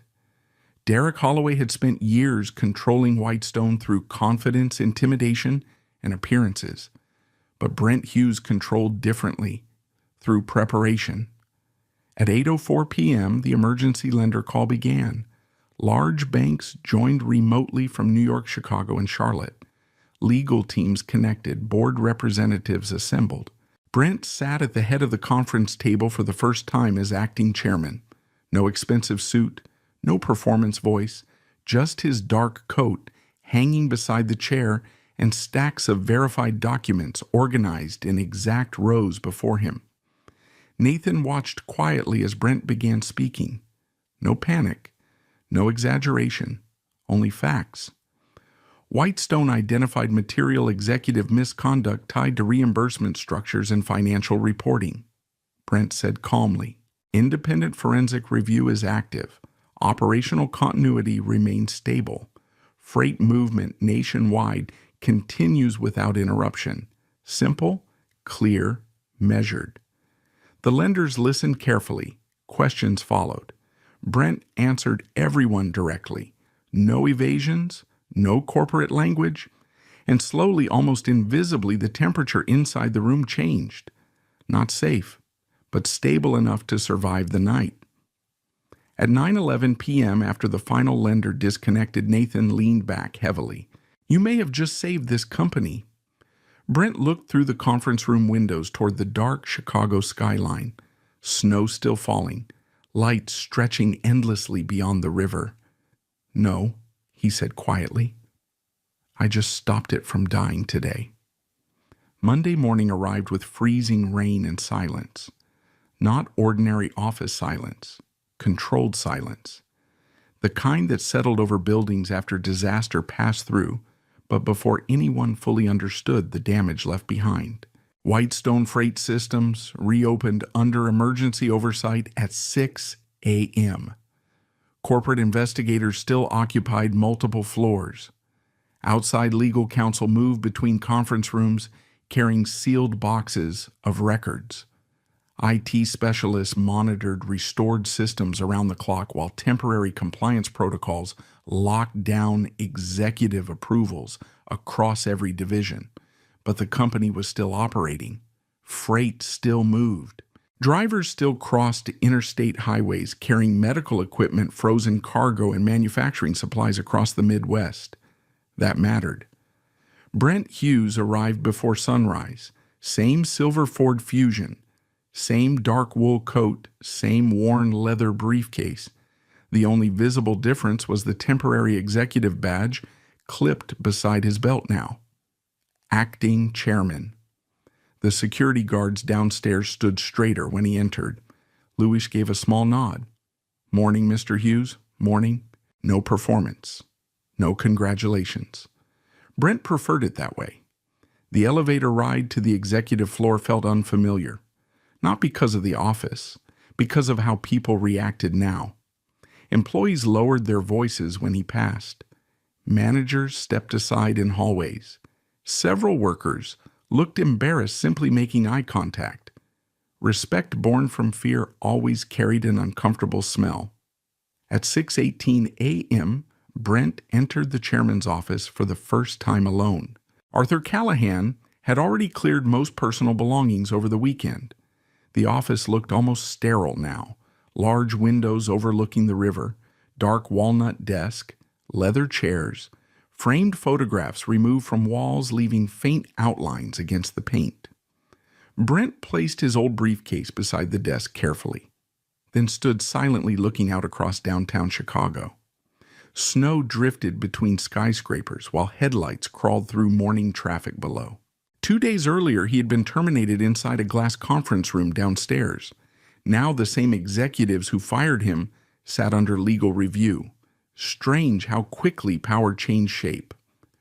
At 7:05 a.m., Nathan Pierce entered carrying updated operational reports. Overnight freight continuity held, he said. No lender escalation yet. Brent nodded once. Employee response. Nathan exhaled slowly, confused, nervous, a lot of resignation concerns. Brent looked through the reports quietly. Then he asked, how many lower-level employees are directly implicated? Nathan understood immediately. Not many. Pressured mostly. Brent closed the folder. That matters. At 8 a.m., Whitestone held its first full employee briefing since the executive collapse. The main operations auditorium filled slowly with several hundred employees from logistics, finance, dispatch, accounting, and operations. Nobody spoke loudly. The atmosphere carried the exhaustion of people who had spent the weekend watching careers, reputations, and assumptions collapse simultaneously.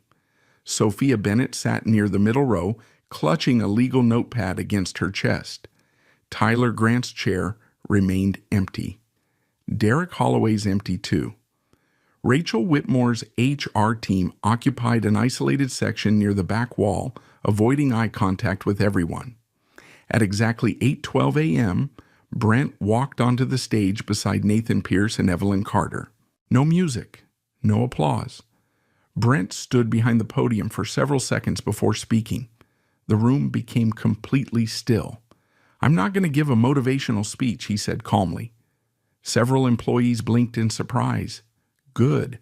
Honesty reset rooms faster than charisma did. Brent continued. Whitestone is under active forensic review. Several executive actions are being investigated. Independent auditors and legal teams are cooperating fully. No corporate language. No inspirational slogans, just facts. Employees listen differently now. Not because Brent spoke dramatically, because people sense truth when performance finally disappeared. We are not shutting down operations, Brent said. Payroll continues. Freight operations continue. Client contracts continue. Visible relief spread quietly through parts of the room. Fear about jobs had become heavier than gossip by now. Brent rested both hands lightly against the podium. Most employees inside this company did not create these problems. That sentence mattered. People visibly relaxed again, but some people ignored them, Brent added calmly. The room tightened once more. Going forward, that changes. Brent outlined new policies clearly, independent compliance channels, anonymous reporting protections, multi-level approval transparency, mandatory audit retention, no executive override authority without external review logging, practical changes, real systems, not speeches about culture. Sophia Bennett listened carefully from the middle row. So did everyone else. Because for the first time in years, Whitestone sounded like a company trying to operate honestly instead of merely appearing successful. At 8:41 a.m., the briefing opened for questions. The first employee stood nervously near the back. What happens to the executives under investigation? Brent answered evenly. The legal process happens. No revenge, no promises. Another employee raised a hand. Did people know this was happening? The room grew quieter again. Brent considered briefly before answering. Some people suspected pieces of it. He glanced toward the accounting section briefly. Very few people understood the scale. Sophia lowered her eyes immediately. Brent did not expose her. That mattered too.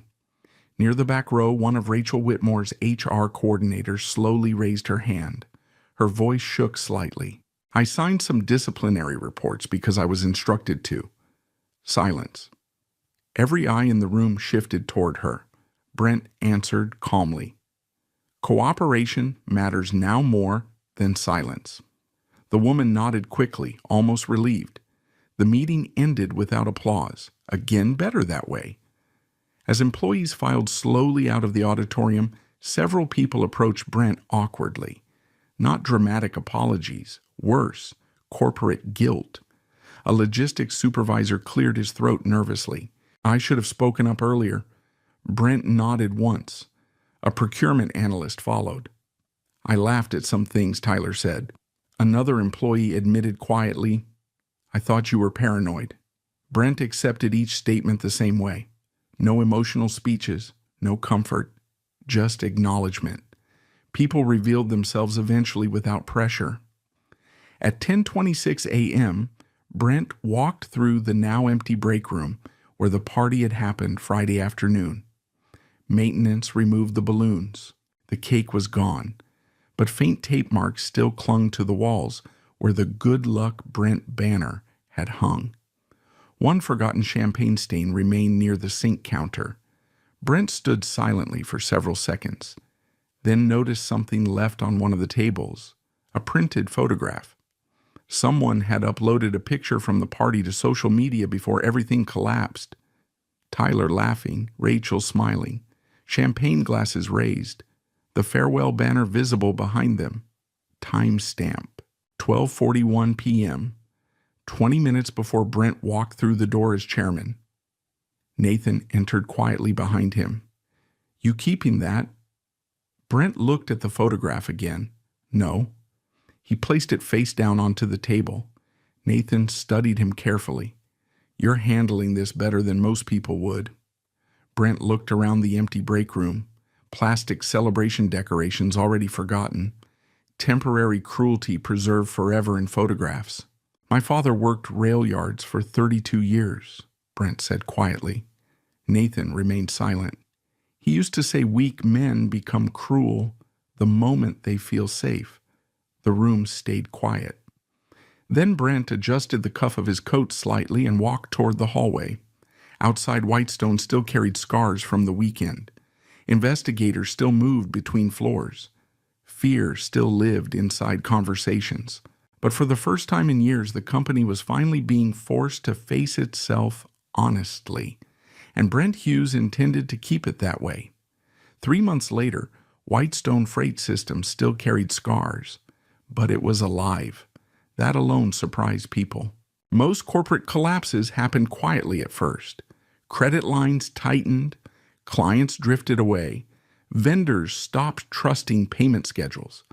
Then suddenly an entire company disappeared behind bankruptcy filings and disconnected phone numbers. Whitestone had come dangerously close to that edge. Now the company operated under permanent independent oversight agreements, revised lending structures, and mandatory federal compliance review. Profit margins remained thinner than before, but the numbers were real now. Real numbers stabilized better than manipulated success ever did. On a freezing Thursday morning in March, Brent Hughes arrived at headquarters before sunrise. 6:03 a.m., same as always. The city remained dark beyond the river, while snow flurries drifted between office towers under pale blue streetlights. Downtown Chicago had not fully awakened yet. That was one reason Brent preferred mornings. No performances, no noise. The lobby security guards greeted him differently now. Not because he demanded it, because people treated titles differently than character. Morning, Mr. Chairman, Louise said. Brent nodded once. Morning. He still carried the same old leather briefcase. Employees noticed that. People noticed small things more after power changed hands. Several executives had quietly expected Brent to transform after becoming chairman. New suits, luxury watches, private car service, corner office ego. Instead, Brent still drove the same silver Ford Fusion with Russ near the rear wheel. Still drank black coffee from the third-floor machine because he preferred the taste. Still wrote notes by hand during meetings.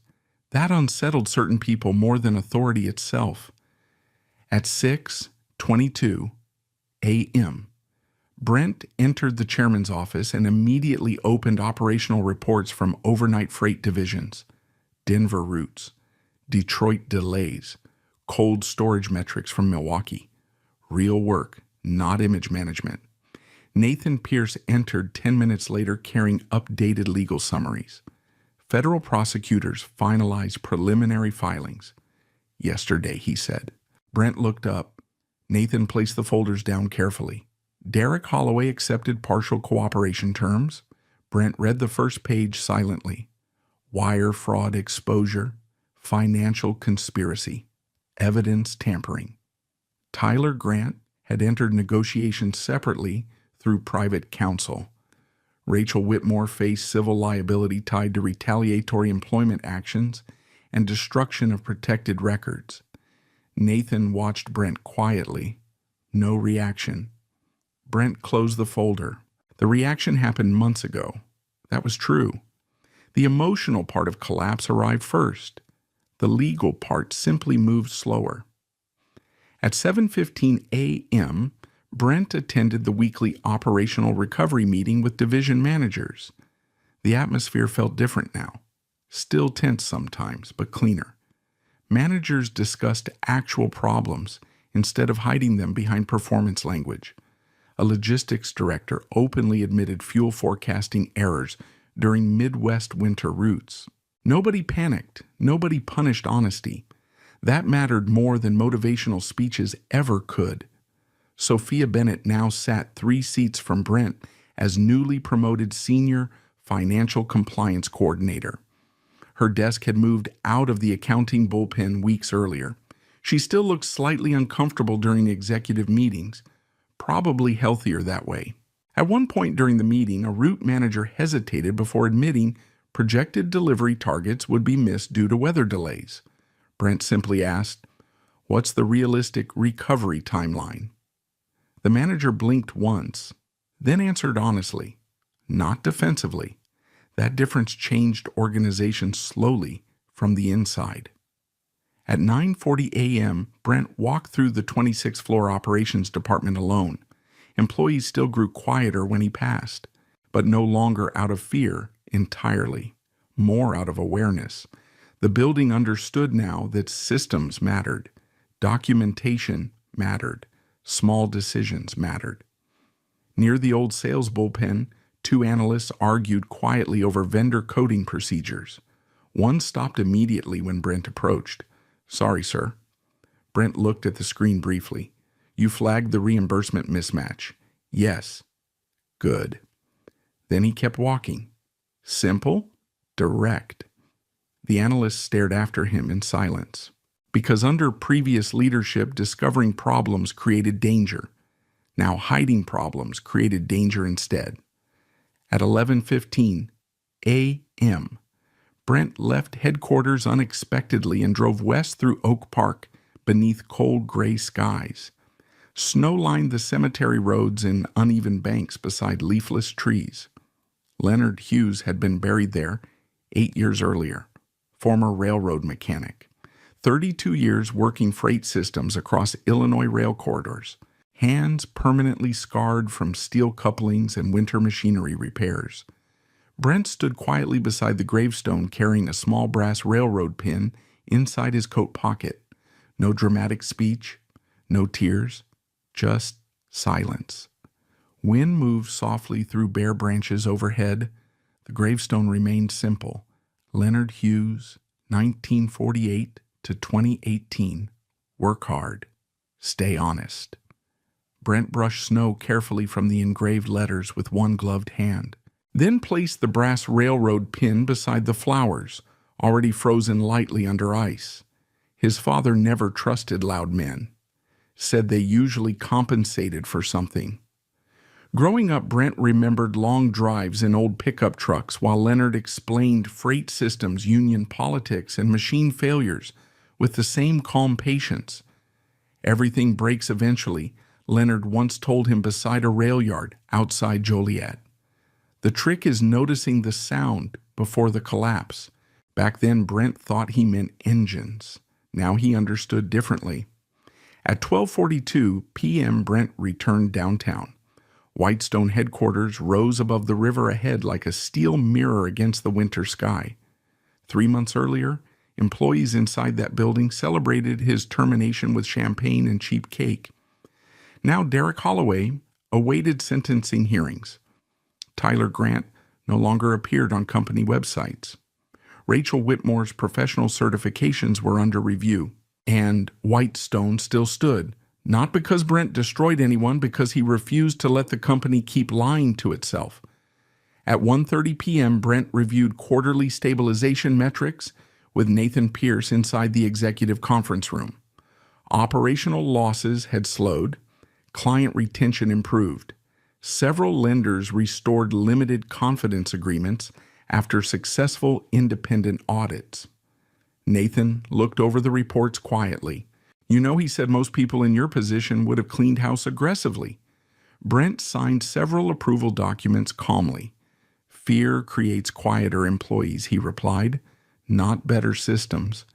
Nathan almost smiled. That should probably be framed somewhere. Brent ignored the comment. Outside the conference room, Windows afternoon sunlight finally broke weakly through the clouds over Chicago. The city looked cleaner under winter light, sharper.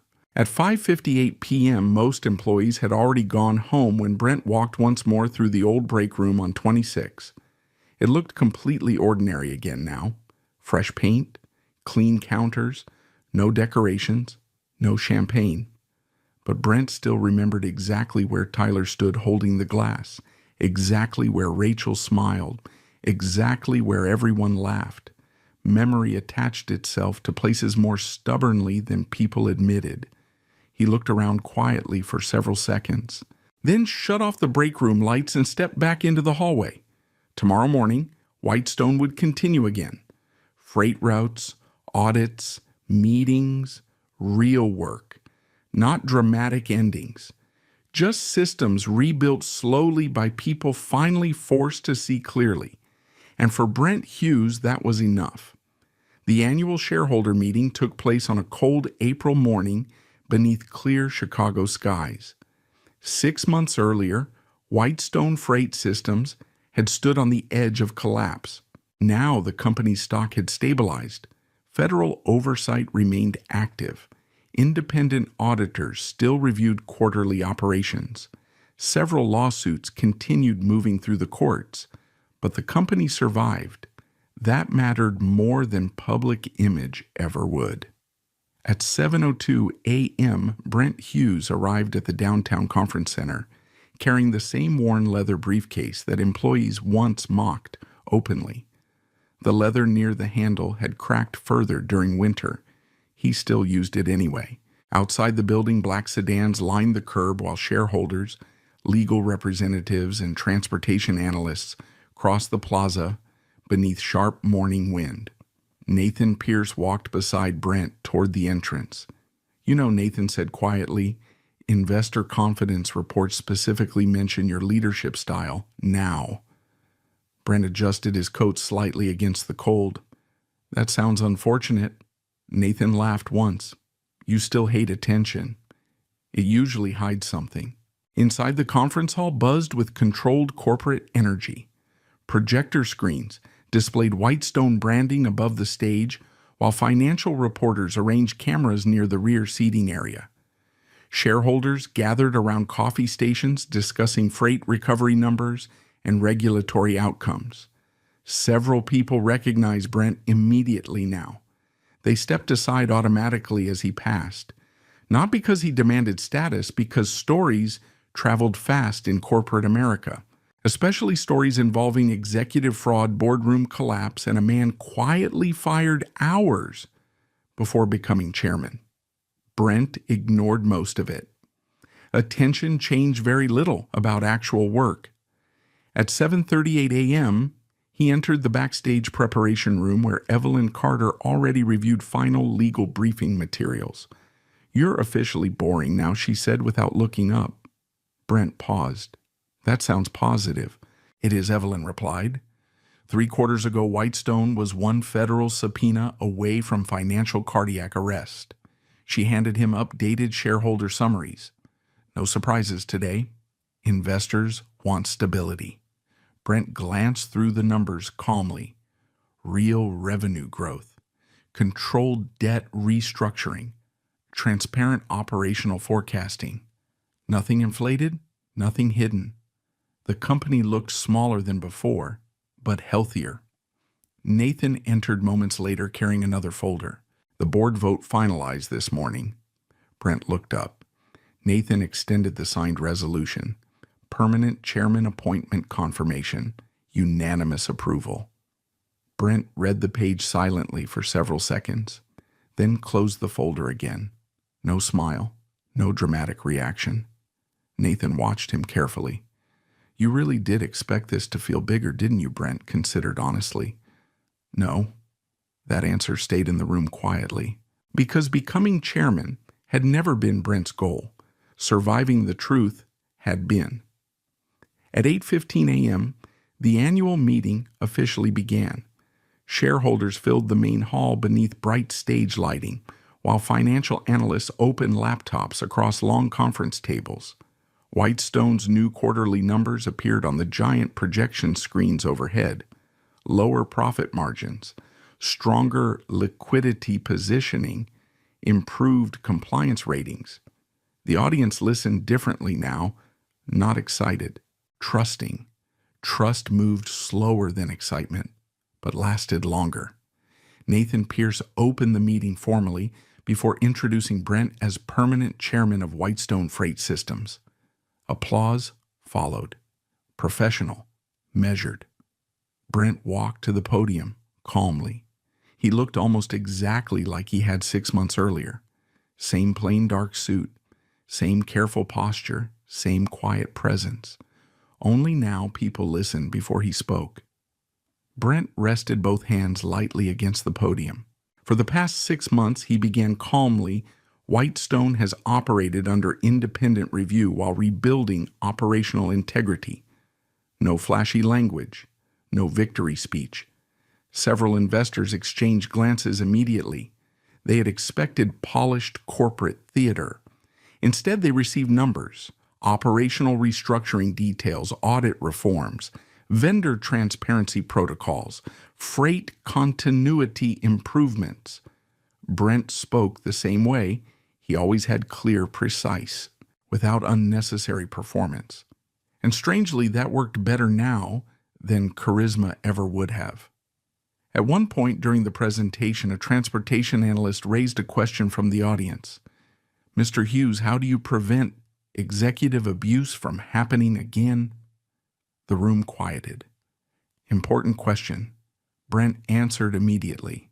You don't rely on personalities. Several people looked surprised. You build systems where records survive pressure. He continued calmly. You create oversight that functions even when leadership fails. No applause followed, only note-taking, which Brent preferred. Later, another shareholder asked carefully, would you describe the company culture before the investigation as toxic? Brent paused briefly, then answered with characteristic honesty. I'd describe it as performative. The room listened closely. People became rewarded for visibility instead of accuracy. He continued. That eventually damages judgment. Several executives in attendance shifted slightly in their seats. Good. The truth usually felt uncomfortable before useful. At 10:42 a.m., after the final financial presentations ended, the meeting adjourned into smaller executive discussions and media briefings. Brent stepped away from the stage quietly, while reporters gathered near Nathan Pierce for official comments. Sophia Bennett approached carrying updated compliance folders. She looked far more confident now than she had months earlier, standing terrified near the accounting printers. You handled the investor questions well, she said. Brent accepted the folders. They asked reasonable questions. Sophia hesitated slightly, then smiled. You know, people tell stories about you in the building now. That sounds dangerous. She laughed softly, mostly about the party. Brent said nothing.